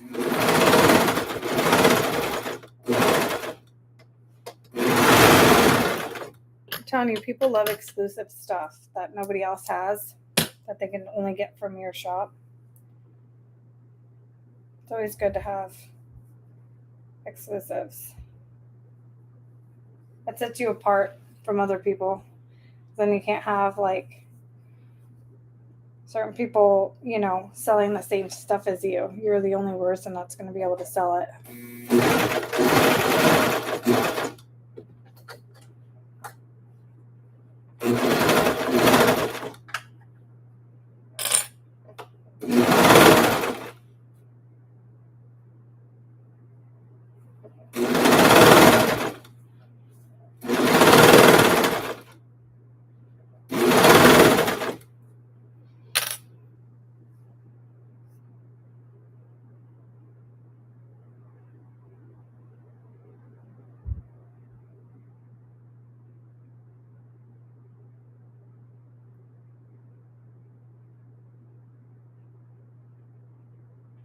Yeah.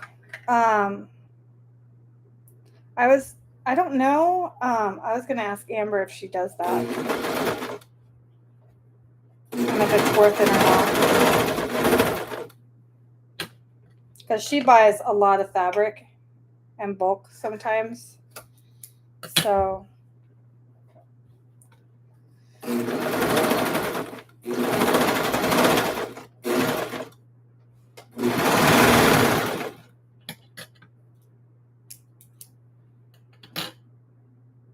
Man, that is expensive. $249 a year. Well, I guess not. I mean, oh, she does have a pro membership. Okay. Yeah, I don't know. So, but she's super, super busy all the time. So it makes sense for her to pay the membership because she always has so many orders. Her shop is very, very successful.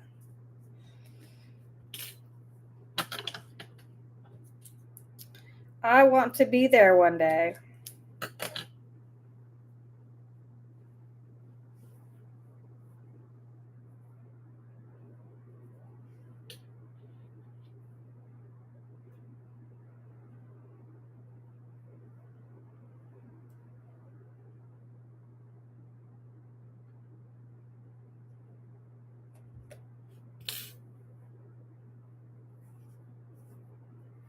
I'm not like get this one.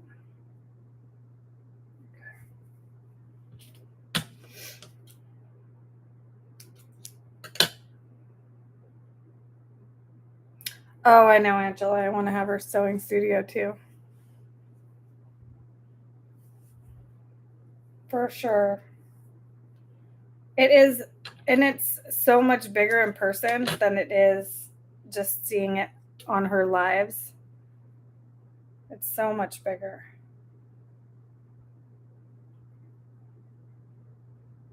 She has so much space. Like for me in here, I mean, I guess you work with what you have, you know? So for me, I'm in this tiny little area. Well, I wouldn't say tiny. I mean, it's just like a room, but my daughter has it so if somebody wants to come visit, because who doesn't want to come visit Florida? There's a little like day bed in here. So it's only a certain amount of room that I have to put my machines. So sometimes I have like 2 machines sitting up here at a time, and I just kind of like switch them. I push one to the back of the table and then push one forward to use it. Okay, so this one is done as well. So I kind of shoved them in here. If anybody doesn't know about this method, you're missing out. We call it the Amber method. Amber pretty much created this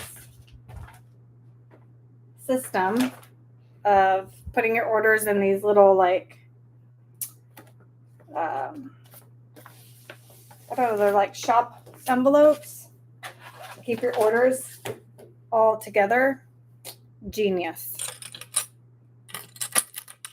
So if you've seen it on TikTok or around YouTube, it came from Amber.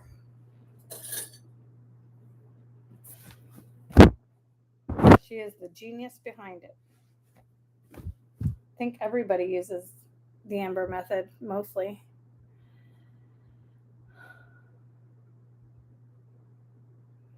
This day to hang out with it. It's been a long week. Oh, good night, Bev. Thanks for hanging out.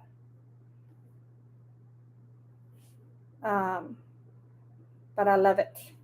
Keeps me so organized.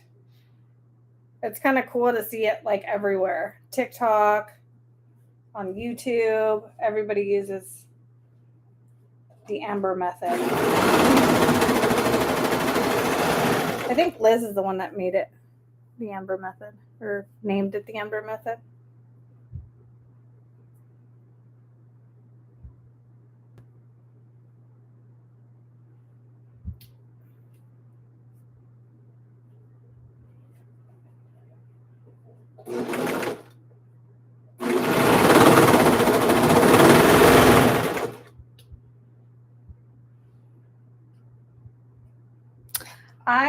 For my patterns, I don't use them for my patterns. I do mine in a manila envelope. So let me show you.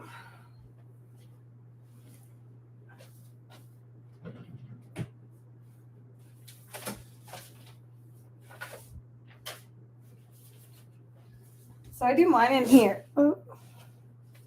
So I use these little manila envelopes. And I put all my patterns in here. And then I write down, I kind of scratch off, and then I write down what size they are. And I keep all my patterns in here. And I actually got this idea. This is not my idea. I got this from Jessica from Okla Roots. If you guys don't know who Jessica is from Okla Roots, she makes bags and stuff. She's awesome. So you guys to go check her channel out. I got it from her. She uses them for her bag patterns. And I was like, oh, that's genius. I can do it for my other patterns for my clothing. So it works out good for me.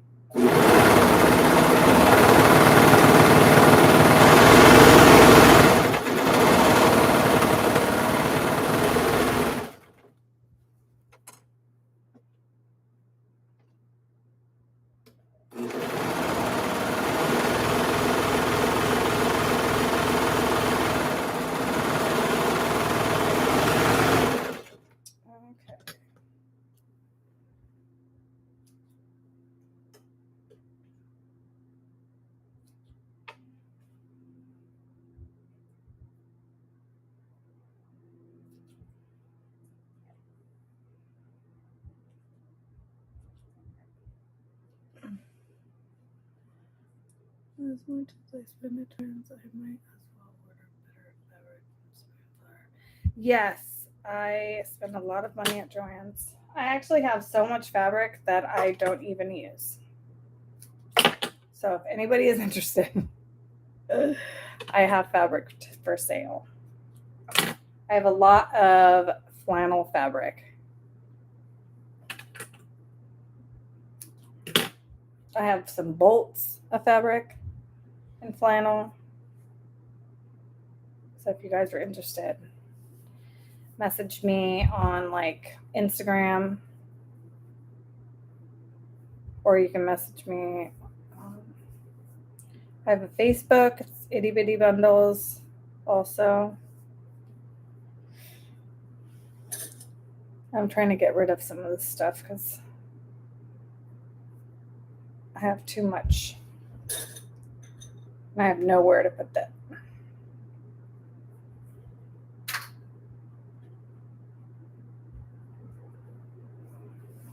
Also, I was talking about it in my other live earlier today. I used to have a Brother Project Runway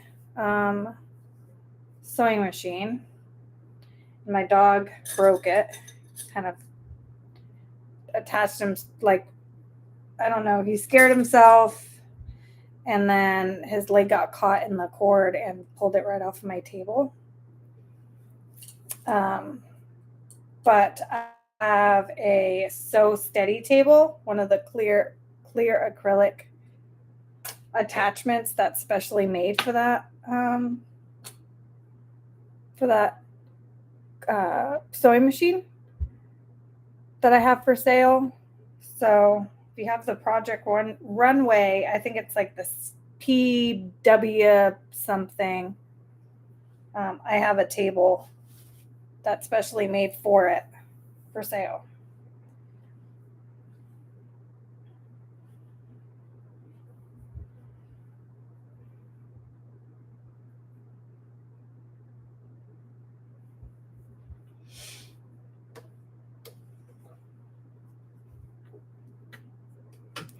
I don't know if you guys have seen, if you guys don't know where the Sew Steady table is, it's the exact same table.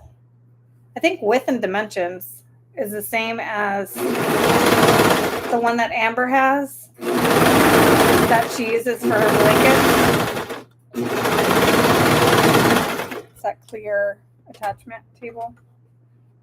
But mine's for a Brother Project Runway.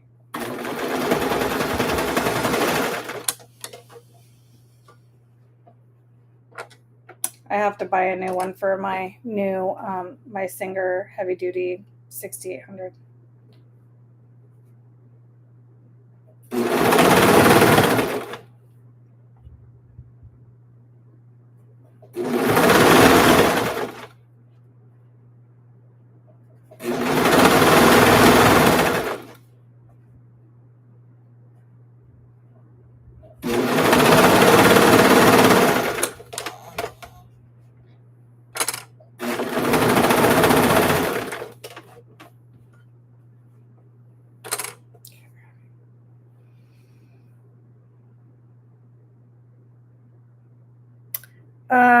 The Sew Steady table.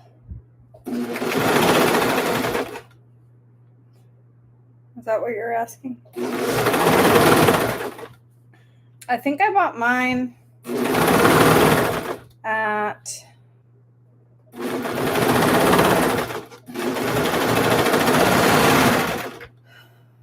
I know it was like a sew and back place.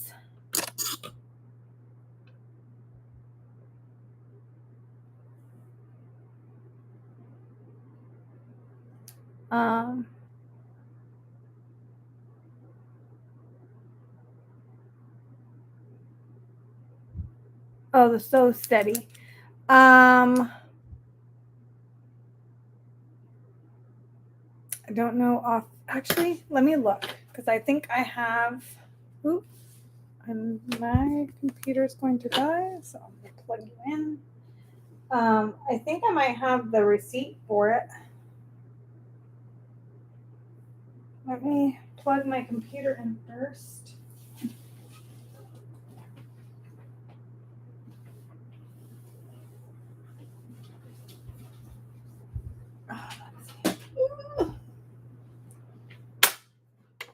Plug in my computer, it's gonna die.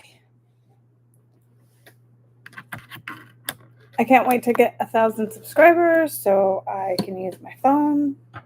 It's the little things. Let me see if I have. I'm pretty sure I have the receipt for it.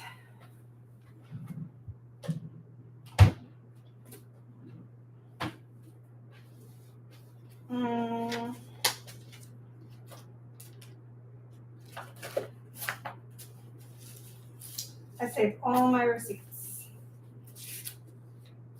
But let's see what this is.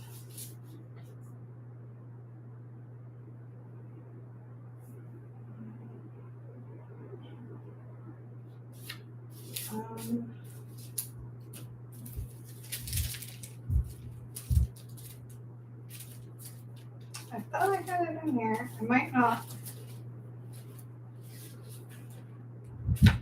No. I don't remember. Don't remember where exactly I bought it. I might have it upstairs.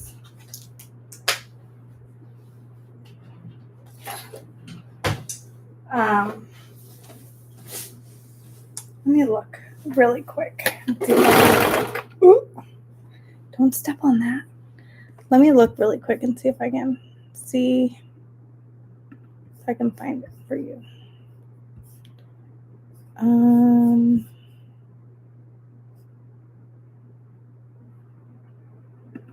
Okay. Let's see.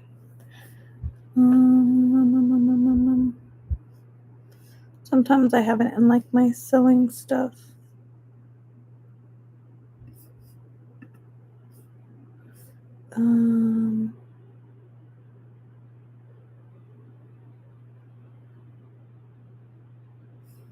Let's see.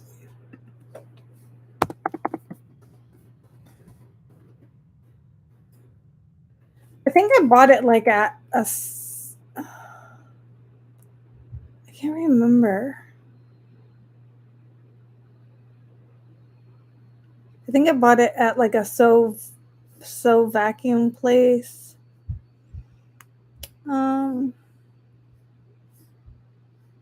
But you can buy it at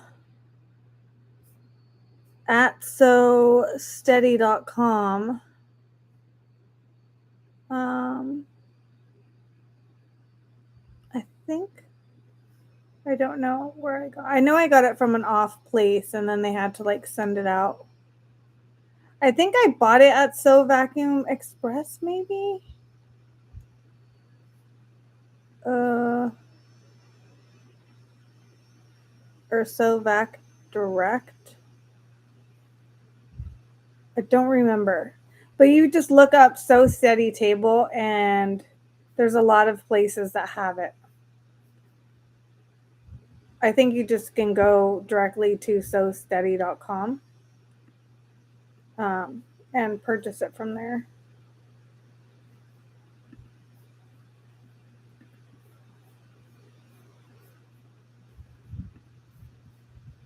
Okay. Why is my computer running like it's gonna take off?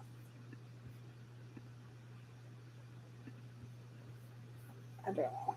Okay.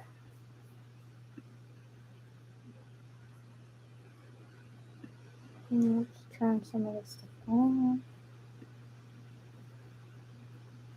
Maybe that'll stop the sound.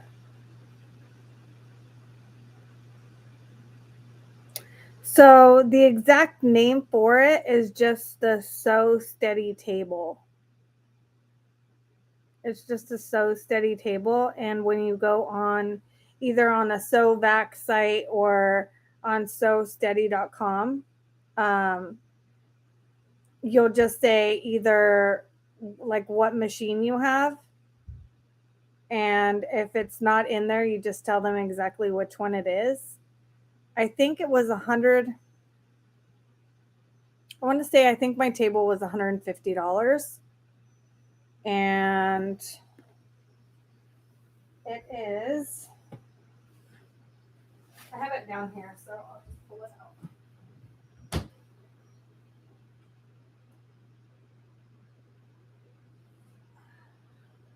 So the table looks like that.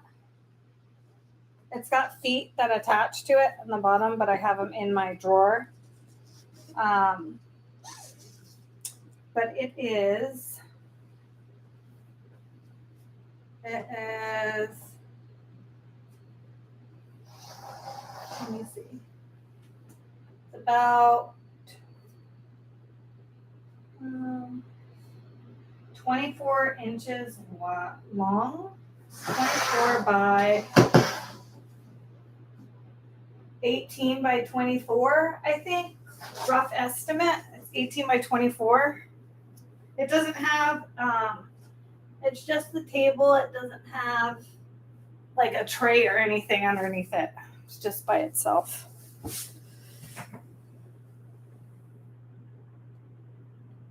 I mean, they have different ones. They have like really big ones. They have this one. But I love the table when I use it. I just can't use it now because it doesn't fit on my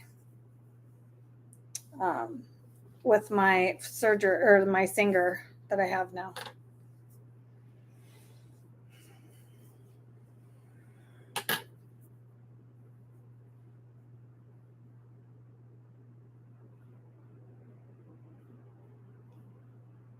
I just need to buy a new one.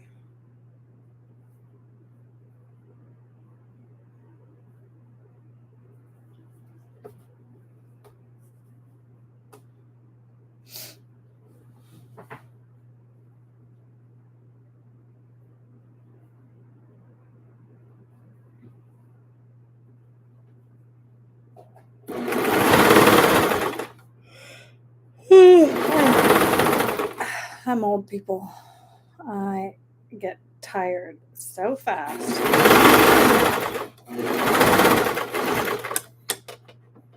Only 9:30 and I'm so exhausted.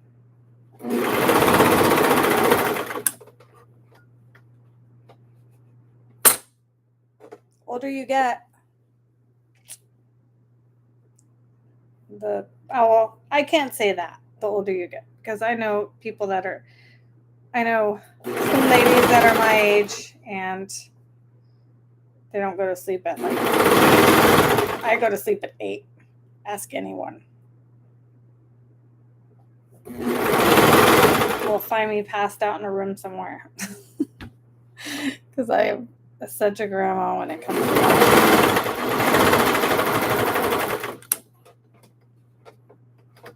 Especially if I've had some drinks, forget about it. I'm asleep at like 7.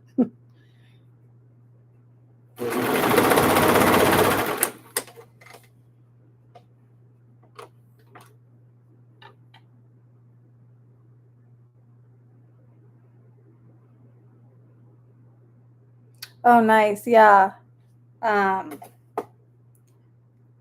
There's some machines that come with the extension table.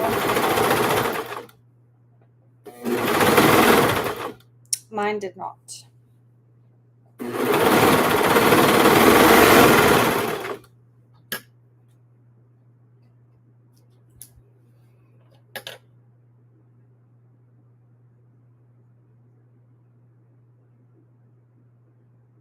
Yeah, it's 9:30 here. Yes, ma'am. I know, 2 lives, huh? This is the first for me. I still get kind of nervous though on lives, but it's starting to go away now.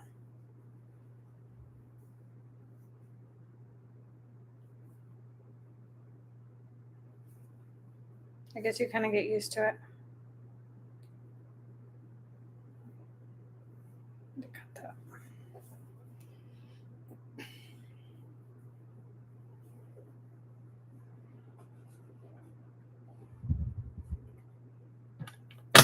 Oh. I'm so clumsy at night.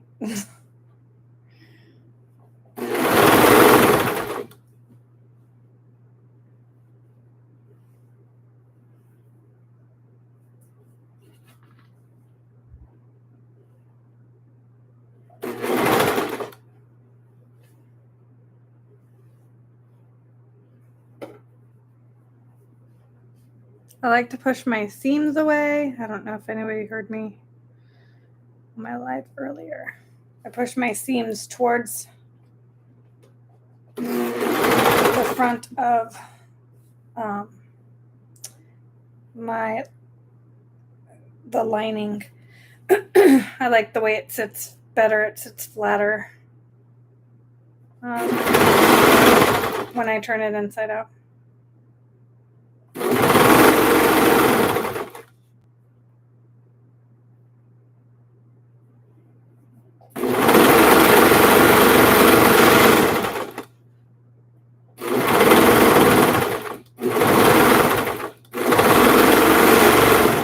I can't wait to try out Amber's her industrial serger.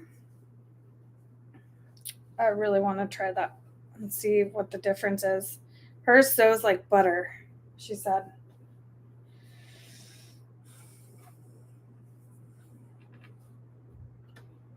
But I love this one. I have the Brother 1034D.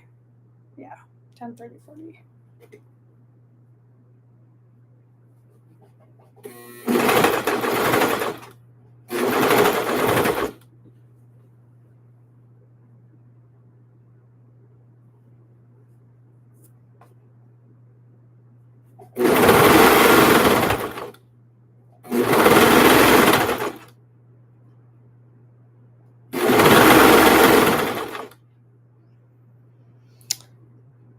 Hi, Patty.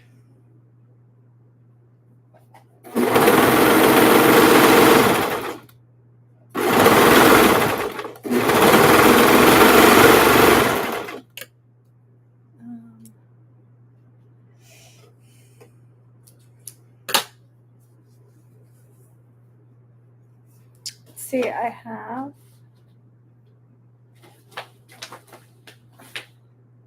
one more. I have one more to sew up.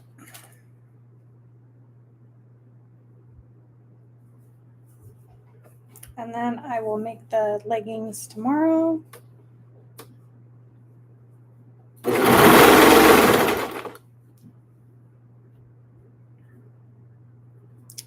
I might wake up with orders. Hopefully, I will.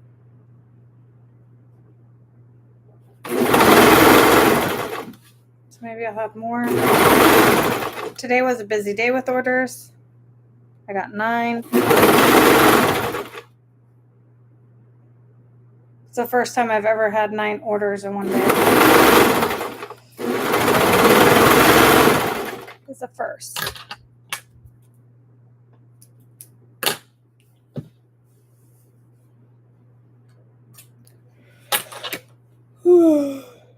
Excuse me.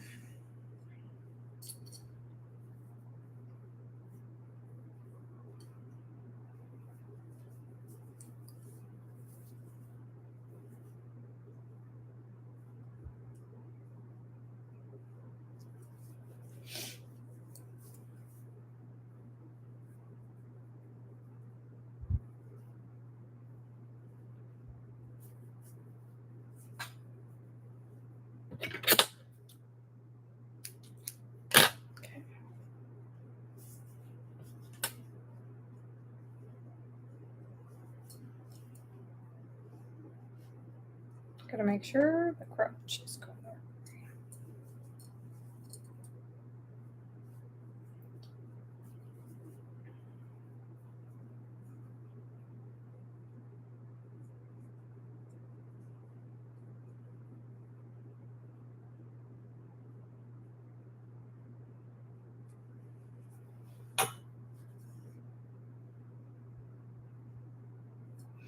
Good night, Char. Thanks for hanging out. I'm going to be getting off here in like maybe another like 15, 20 minutes. We'll see how long I last.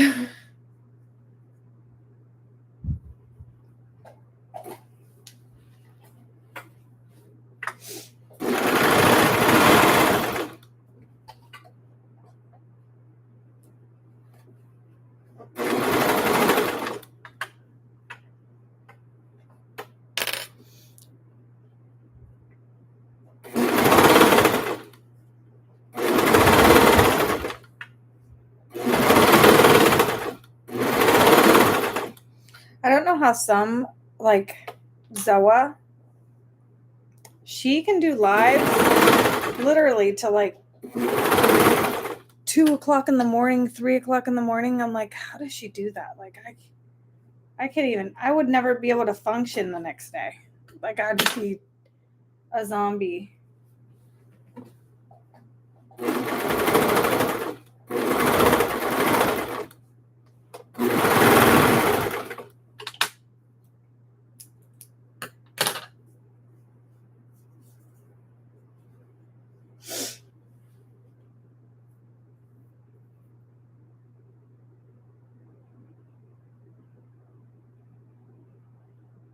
Oh my goodness, 82 orders. Holy cow. I can't even imagine. I would be so stressed out. Holy cow. And she's got little ones too. Like, wow. And she takes care of a farm. That's just crazy. Holy cow, 82 orders. Good for her, man.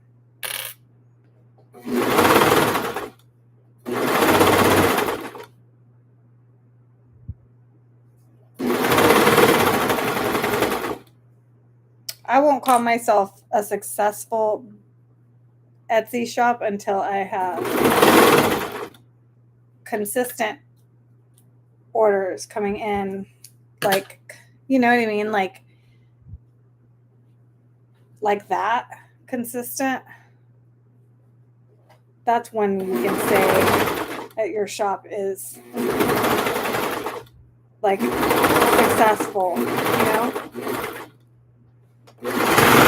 When you're constantly getting tons of orders every day, you're doing something right. That's where I want to be.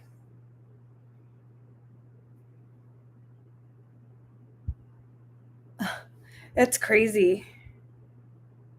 But her processing time is probably a long time. That is insane.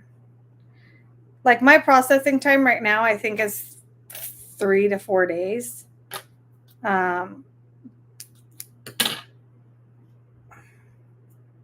But they don't count weekends, so I only will push up my processing time if I get constant orders like this. Because today is the first day I've ever gotten, like I said, 9 orders in one day. I think the most I've gotten in one day was like 6. And then I would get some every day consistently, 1 or 2. When I got 9 today, I was like, what is in the water? Because, hi, Amber. I was talking about you. All good things, though. Because, man, 82 orders. Holy cow. That's insane.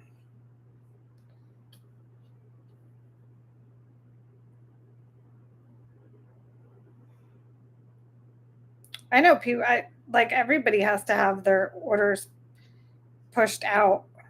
Once you start getting that busy, like you have to, your order push out would be like 2 weeks to wait.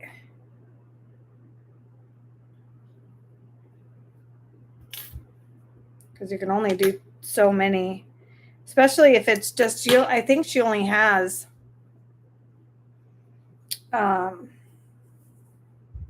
one embroidery machine, and I think she does only embroidery stuff. But I'm not sure because I have seen Pam. Yeah, well, Pam is like the OG of embroidery. Pam has been around for the longest time. She's the one that everybody was learning from at the beginning for embroidery. Pam is the OG. It was like Pam and I can't remember the other lady. I think there was somebody else. And then Angela Jasmina got really popular in the embroidery community on YouTube too. So, man, I want to get there one day. 82 orders, 85. I say that now when I only have like 10 or 9 today. I like woke up and I was like, what am I going to do? But good thing I have a couple days off from watching my grandkids because they're off school. So that's good. And then I can catch up on all these orders. But usually during the week, I can't sew until after like 5:30. I have to cook dinner for the family. And then by the time I'm done, it's like 5:30, 6 o'clock. And then, like I said, I go to sleep. I'm a grandma. Amber, you can attest to this. I go to sleep so early. So I only get a couple hours of sew time. And then I can't handle it. And then I would have to go back to sleep.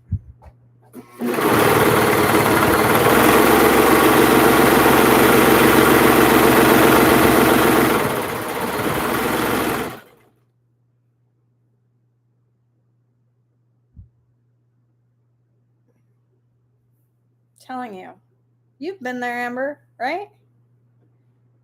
You've had a ton of orders like that.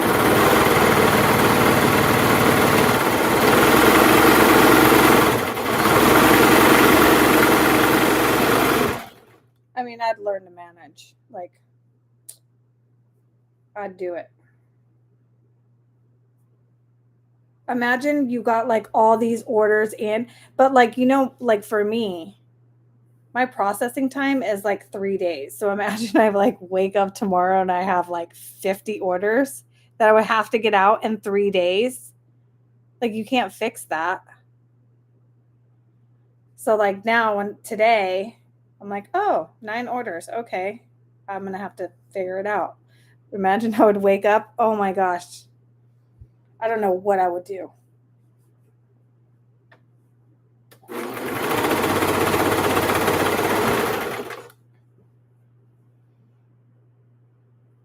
Yeah, I would get no sleep. Like, I wouldn't know what to do.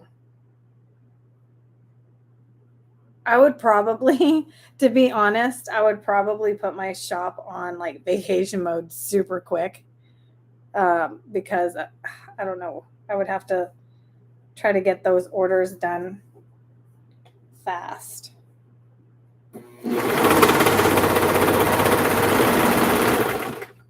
But I'm almost done with these that I have. And I have 2 more that came in while I was at dinner.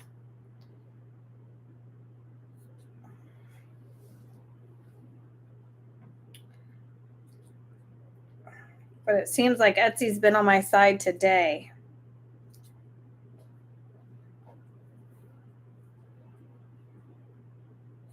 They're keeping me busy.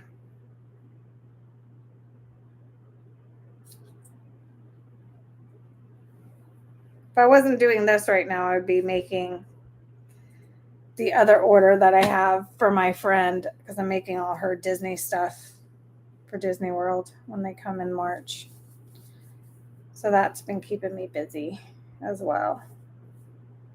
Because sewing up like different outfits takes a way longer time.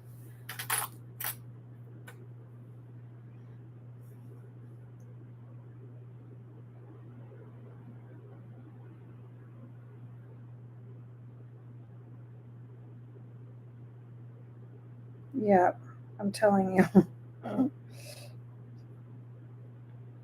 I don't even know what I would do with myself if I had that many orders. Don't know.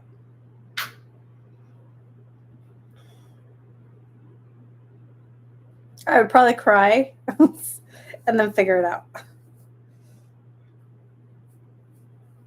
Because I get overwhelmed very easily with certain things. And so that would like throw me in for a loop. I do not pay for Etsy ads. No. I do pay for Sale Samurai. I'm not sponsored, but I do pay for their. I think it was, I got it for $50 or something. They were running this really good sale. So I got it for like $50 for 6 months or something.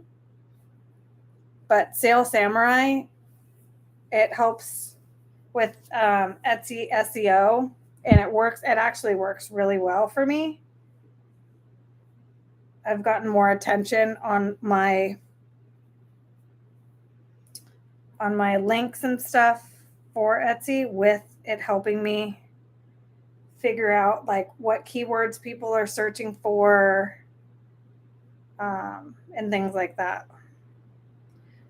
So that's been helping me out, is the Sale Samurai.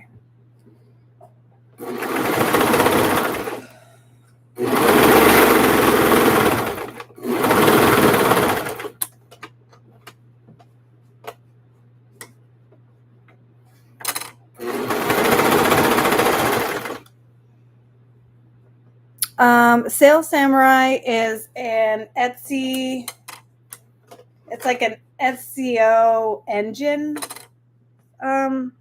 helper thing. So it helps you, it shows you what keywords people are searching for and like what's popular, what's popular searches, like people are searching for at Etsy. And then also like if you have a certain keyword that you want to see will work, it'll show you like what words people are using and how many people are using them. So you can like not, kind of like make yourself stand out. So like say there's ones that say, let's see, for example, like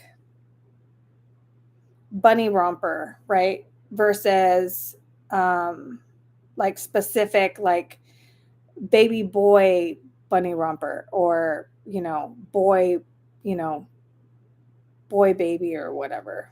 There's like certain ones that hit more, but then there's also, you have a bunch of competitors that use the same keyword, so you won't stand out as much if you use one that isn't used very often, but people still search for it, if that makes sense. I'm not good at explaining things.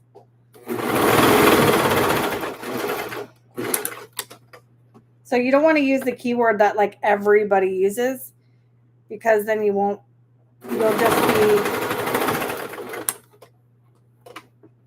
thrown kind of to the bottom of things because everybody uses that keyword. But if you find one that people search for but other people don't use as keywords in their shops, then you're more likely to stand out.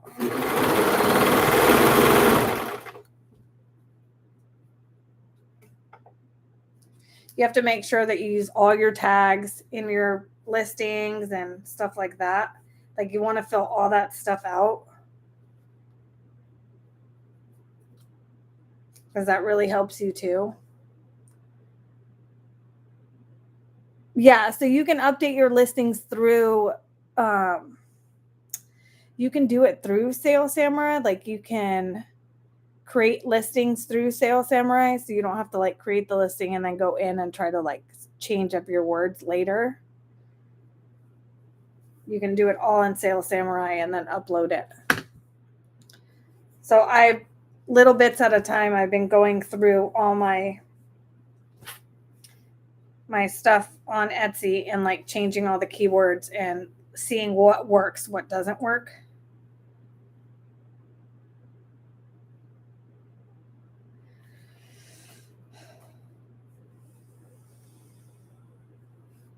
But it has been helping me out.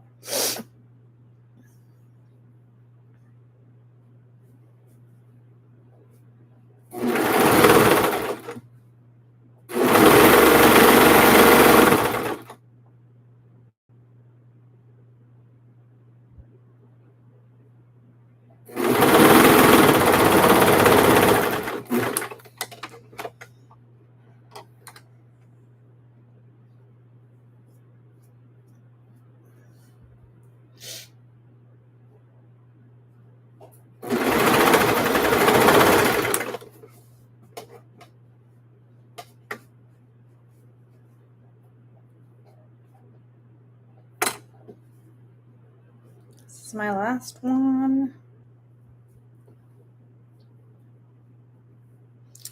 And then after I finish this one, I am going to go to bed. And then tomorrow I will make the leggings. And I'll be on a live tomorrow. Like, I'm not sure. Probably like 10 my time. Possibly. I'm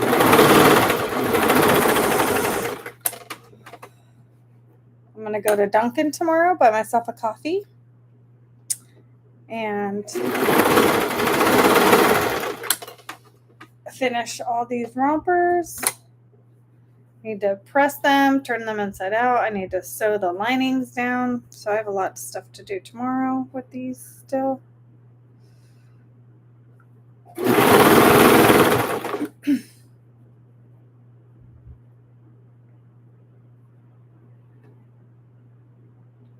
Yeah.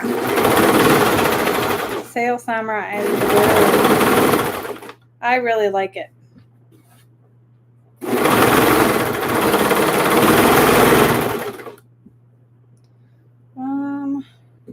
My goodness.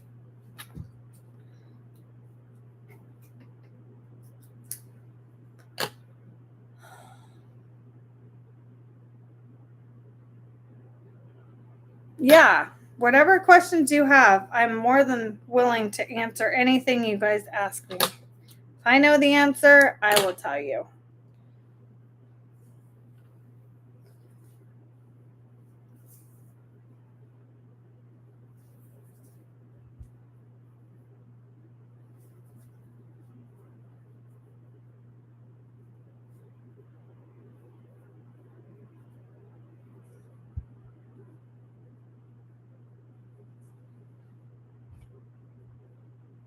Just don't be discouraged when you guys open up a shop and you don't get any sales at first, because that's what happened to me. And I was like, I'm not getting any sales.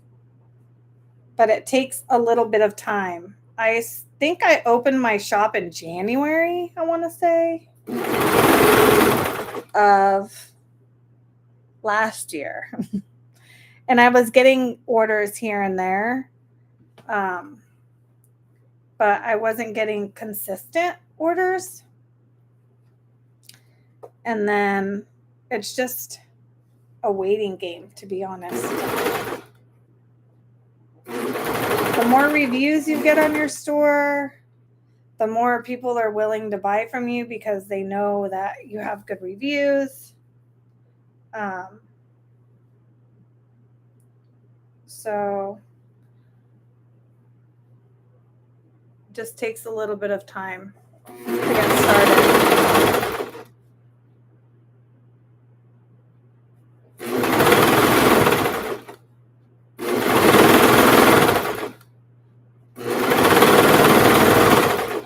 And it always have to be on your shop. You always have to like switch things up. Pictures are everything. And I mean that to the highest degree. Pictures are everything. If you don't have good pictures in your shop that stand out, you have to brand yourself. So if your pictures aren't good, people are like, they're going to kind of pass over it. But if they're good, they'll look inside your shop. And your shop has to be consistent. How your pictures have to be looking the same. All of that. The aesthetic of your shop it goes a long way. Because it goes with your brand. So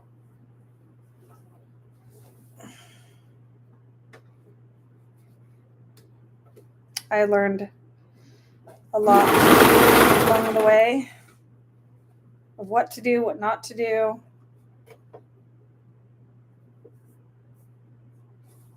And it takes patience. If you don't have patience to open up a shop, you have to have patience. And be willing to work on your shop, because that's like my baby. It's like my child right now. Always have to make sure my shop's taken care of, it's looking the way I want to.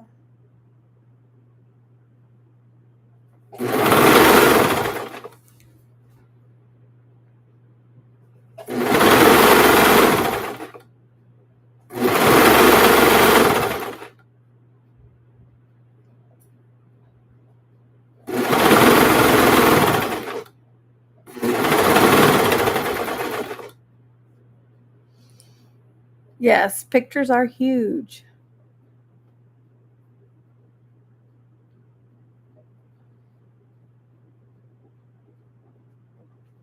You want somebody to be able to see something on Etsy, and then know right away that, oh, they have that, that's theirs too. You know what I mean? Like all your pictures, if you're using one backdrop, use the exact same backdrop every single time, the exact way. Because then if they see something on Etsy and they're like, ooh, I like that. And then they see a different picture that say it's not consistent. They don't know it's like your shop. You know what I mean? So if I click on a picture and I'm like, ooh, I like that. And then I know that it's from that shop too, because their pictures are the same. I'm more likely to like keep buying from that store. That makes sense? I mean, that's how I shop anyway.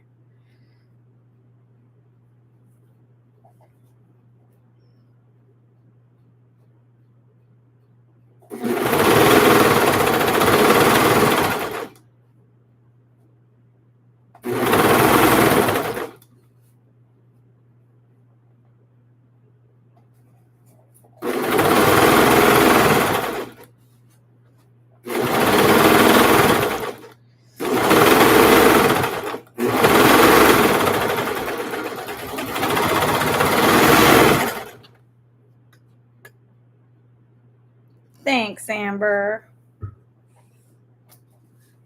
I learned from the best. You've helped me out so much with, figuring out how to do things on my shop and pictures, and I will be forever grateful.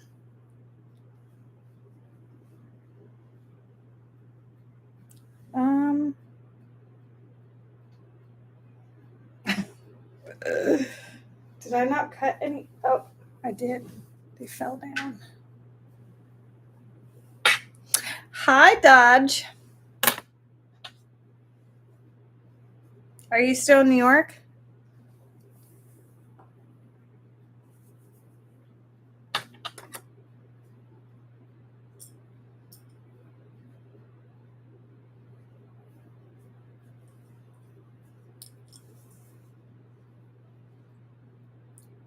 Dang, you've been there all day. And I'm awake. Can you believe it?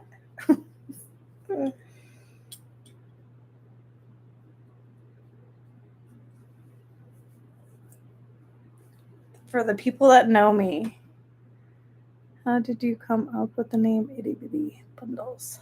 Well, my husband helped me with it when I was first thinking about stuff. I was like thinking about like itty bitty nest and itty bitty, because babies are itty bitty, tiny. So that's how I kind of like started thinking of stuff, and then I kept looking and trying to add different things, like that's how I kind of like do branding for people as well, because I've branded a few people, did their logos and their names for actually a couple people on YouTube. But it's kind of like I just started thinking about like things that had to do with like babies, So then they're little bundles of joy. So I kind of like started adding all this stuff, and then I would figure out a name, I'd write it down, and then I would look and research to make sure that nobody was using that name in my state at the time. And so when I would do that, then that's how I came up with the itty bitty bundles. Nobody had it, so then I trademarked it, and then put it with my local, like here in Florida and stuff. But I rebranded Cindy Moncada, and I rebranded a couple other people here on YouTube. Oh, good night, Anna. Thanks for hanging out.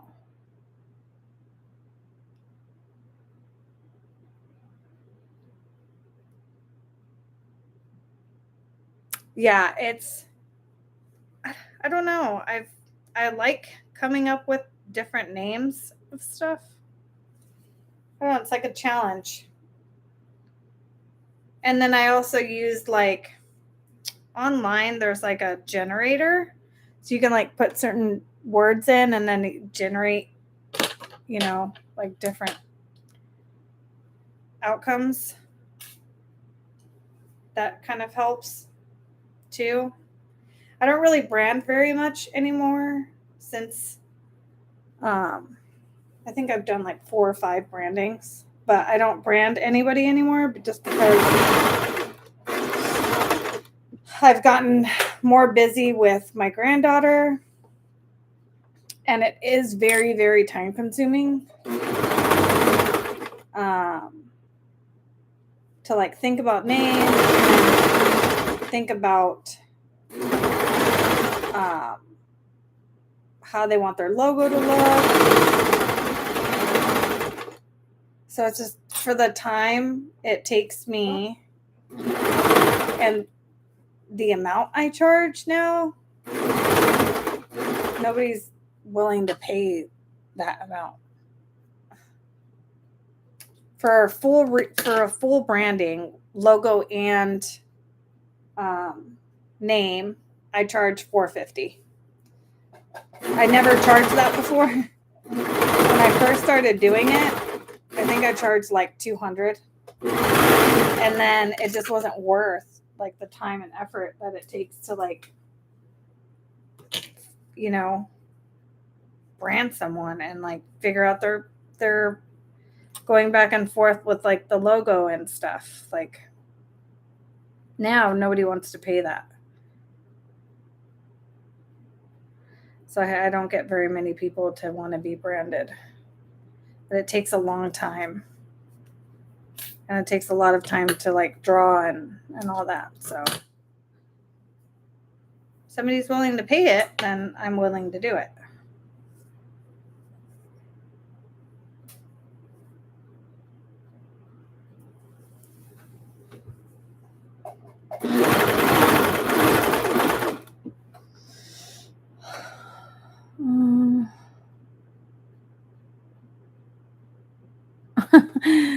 I have 3 grandkids, actually. My oldest is 5 years old. And then my grandson, my son's son, he is 3. He's going to be, I believe he's going to be 4 this year. Or, no, he's going to be 4, yeah.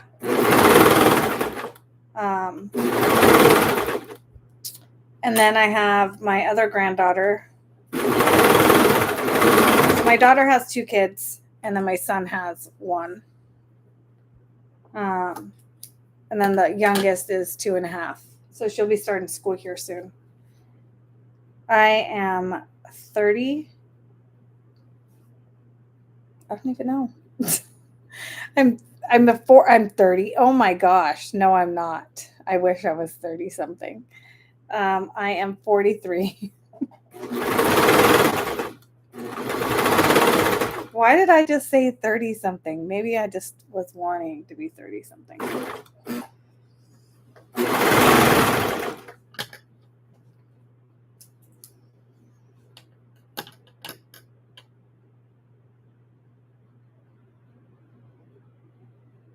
So how I learned to do curves was I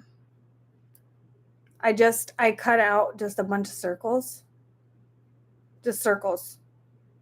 Like make nursing pads or something and just cut out circles, or just to learn to do curves. That's how I did. I just started like doing circles, like 5-inch circles. And then you, on the side of your presser foot, on the inside, or the side that's closer, like your it's the end side. I just would turn, and then you kind of guide the fabric to that corner and kind of keep turning towards that corner, and you'll have like a circle. Yeah. And then you just kind of get to the groove to like rotate and sew as you go. It takes a little bit of practice, but you'll do it. And then also curves. If you have like for me on these rompers, if you have a curve, like in the crotch area, for example, or even in the armholes, if you straighten your curves out, if you straighten them out and you have no pleats, you can literally, like how I sew this crotch seam, right? I start from one end and I just sew. And then when I get to this crotch seam, I have it straight like this on my serger.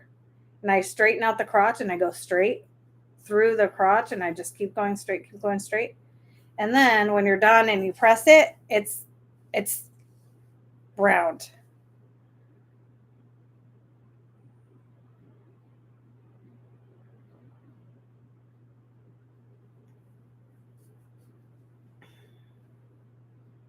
But yes, curves are a little bit to get used to.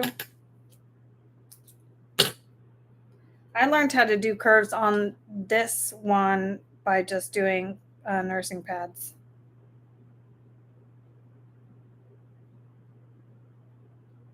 And I don't use the cutter on my nursing pads either. I really don't use the cutter at all. The only time I ever use my cutter is when I'm making my swaddle blankets. It's the only time I use the cutter. Other than that, if it's not something super straight that I'm going to go over, I don't use a cutter.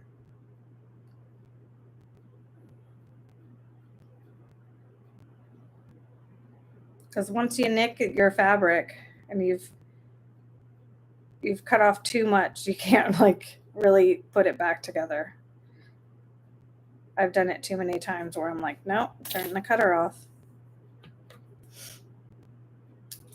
So most 95% of the time when I'm sewing something, especially clothing, I don't use the cutter.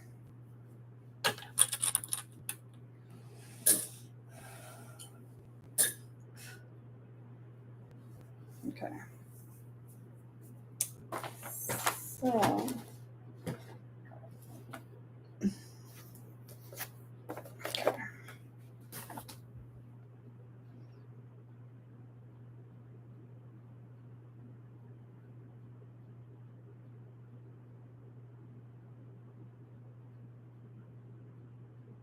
Oh, I can't use the cutter. I don't know why. I only on my blankets. Everything else, no cutter. Okay, all right, I am going to move this over. To the back. Okay, there we go. All right. Sorry, you guys, if I'm going to fog you out again for a second. With the light. I have to move everything out of the way now because if anything's hanging off and my dog is in here, I don't need him breaking another machine. So,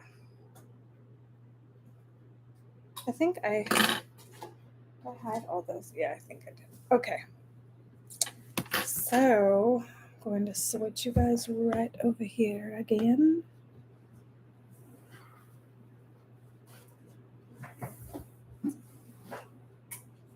Okay. I'm just going to sew my side seams and I'm going to go to bed.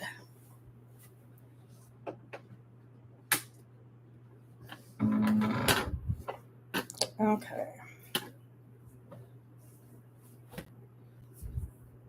So my side seams.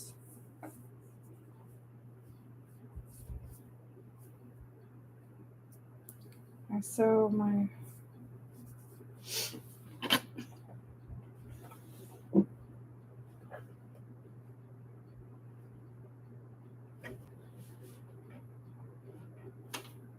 kind of use my scissors. I need to get a stiletto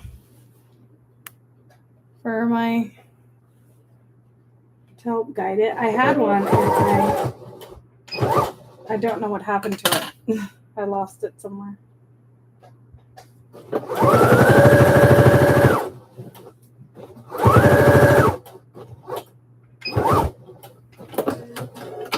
Okay.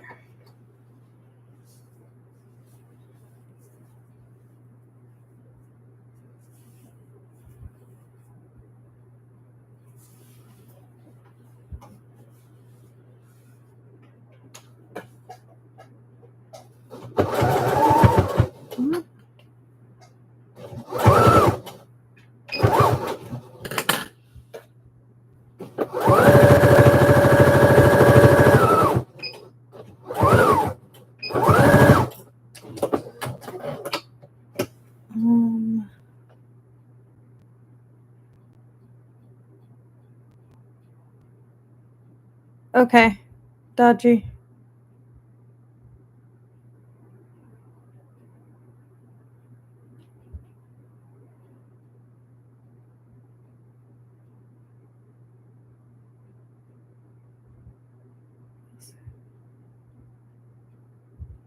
I'm telling you, Nairo, I was the exact same way when I first started with the serger. I think we all are. like my lines were not the best with the serger at all. And then you just kind of like learn things as you go on what to do, what works best. Like everybody's surge is different, I think. I mean, I think everybody has a different way of doing things. I think I sew different than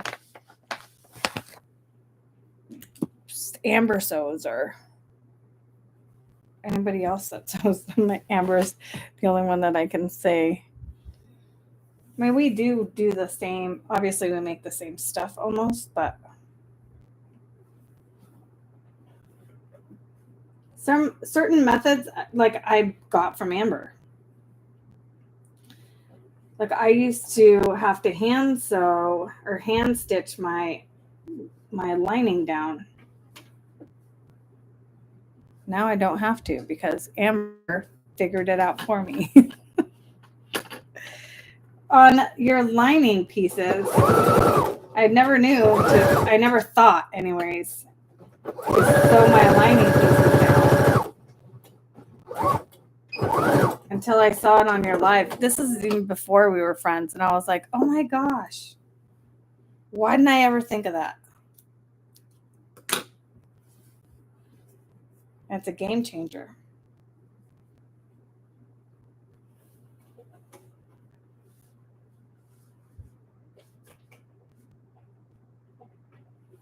Okay.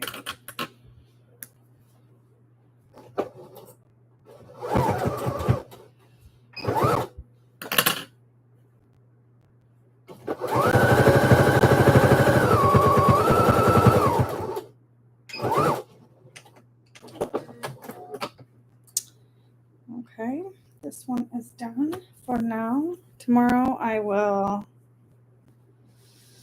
turn the corners on these.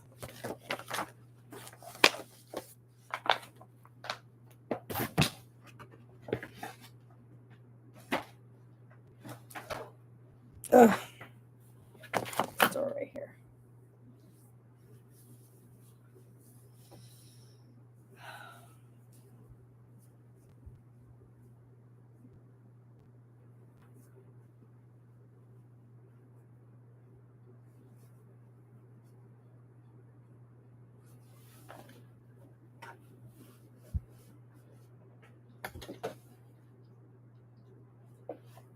I need my scissors.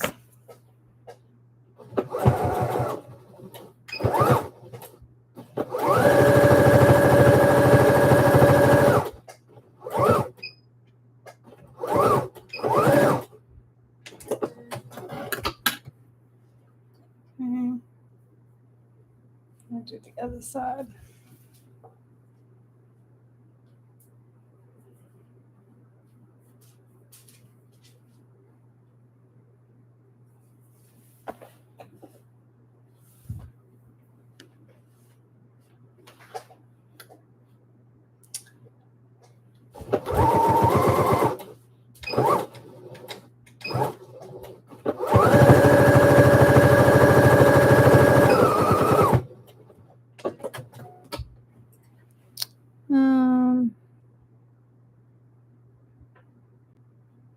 I did home ec too.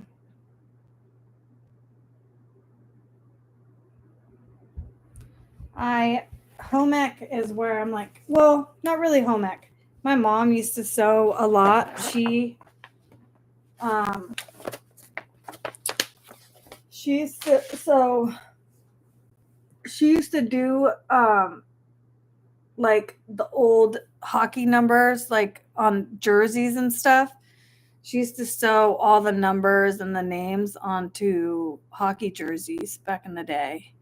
Because we were a hockey family. Like I played hockey, my brother played hockey. Like our whole family was a hockey family.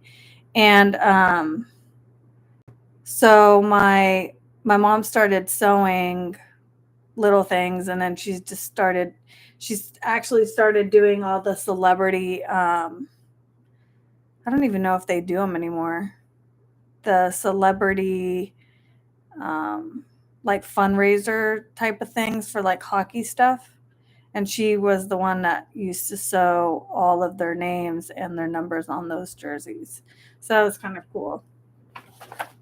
But now she does not do that.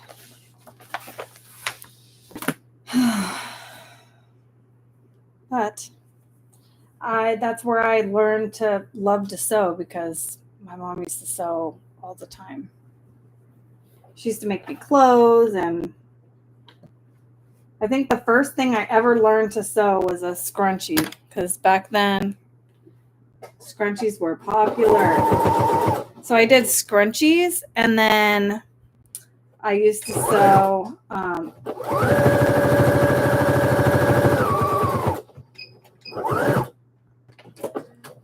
sew lace onto the bottoms of your like cut off jean shorts. Who remembers that? So I used to make my own, and I used to sew the lace on the bottom of the jean shorts because that was like in style back then. And so I want to bring that back because it seems like everybody's bringing back stuff from like the 90s. So I was like, ooh, maybe I should make some shorts like that. And for little kids, I think it would be really cute. With the lace around the leg part.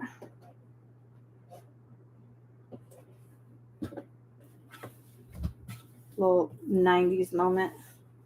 Because all that stuff is coming back.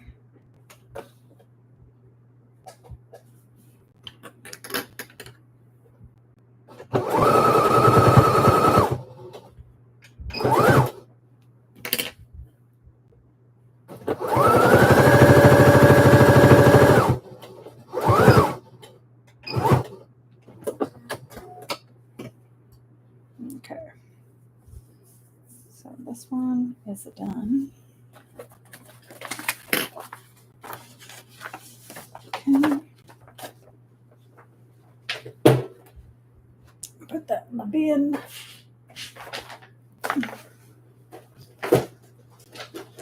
I feel productive, guys. I pretty much made all the rompers.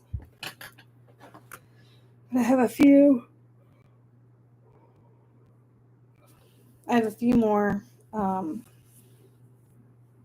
that I haven't printed out yet. So tomorrow I will cut those out in the morning, probably. And then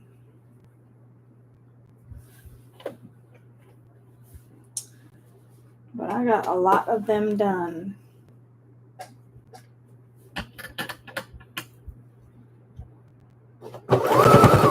Oopsie.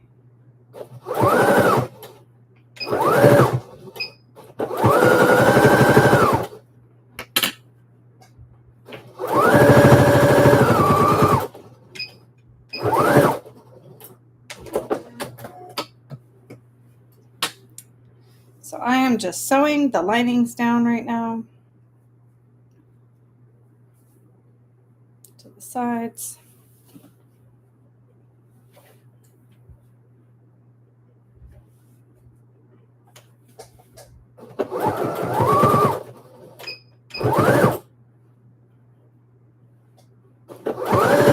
Ugh, need to go all the way.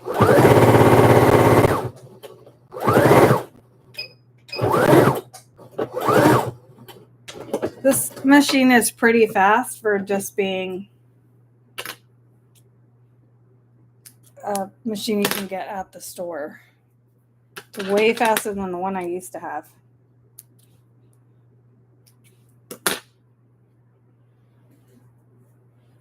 But, all right. It's a great beginner machine, I think, for some people that can't sew anything, that are just like learning how to sew a straight line pretty much. This is a great machine to start off with because you can slow it down all the way, and even if you smash the pedal, it's not going to go very fast.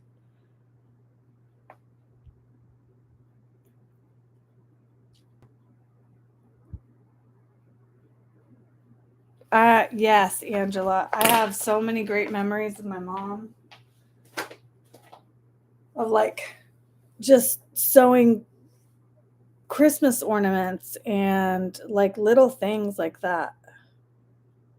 Even my granddaughter has. So it's super cute. So my youngest granddaughter, Sophie, she's 2.5. She loves to be in here with me when I'm sewing. And she calls all the fabric I have, she calls them romper fabrics. So she's like, Nan, I want to make a romper, because that's all I ever talk about is rompers, because that's, that's all I sell. Well, and that's not all I sell, but right now in my shop, pretty much rompers is what I sell. But so she has her own little sewing machine, and she has a little ironing table and a little, fake iron and stuff. And she comes in here and she sets her machine up and she puts her little ironing table. And when I go to iron something, she'll iron it. It's the cutest thing. So my oldest granddaughter, which is 5, she wants to actually sew something, and I'm still kind of like, I think you're too young to at least use like an actual really real sewing machine.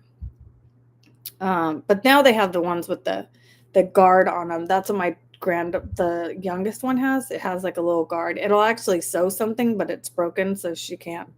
All she sews is like paper, and the needle can't hurt her because she can't get to it. But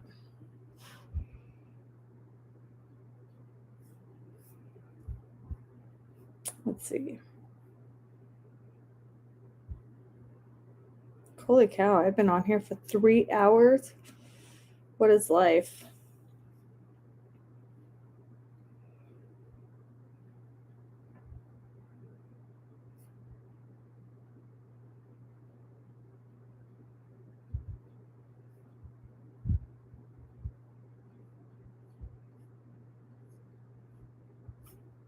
Let's see. I'm just going through and reading some of the comments.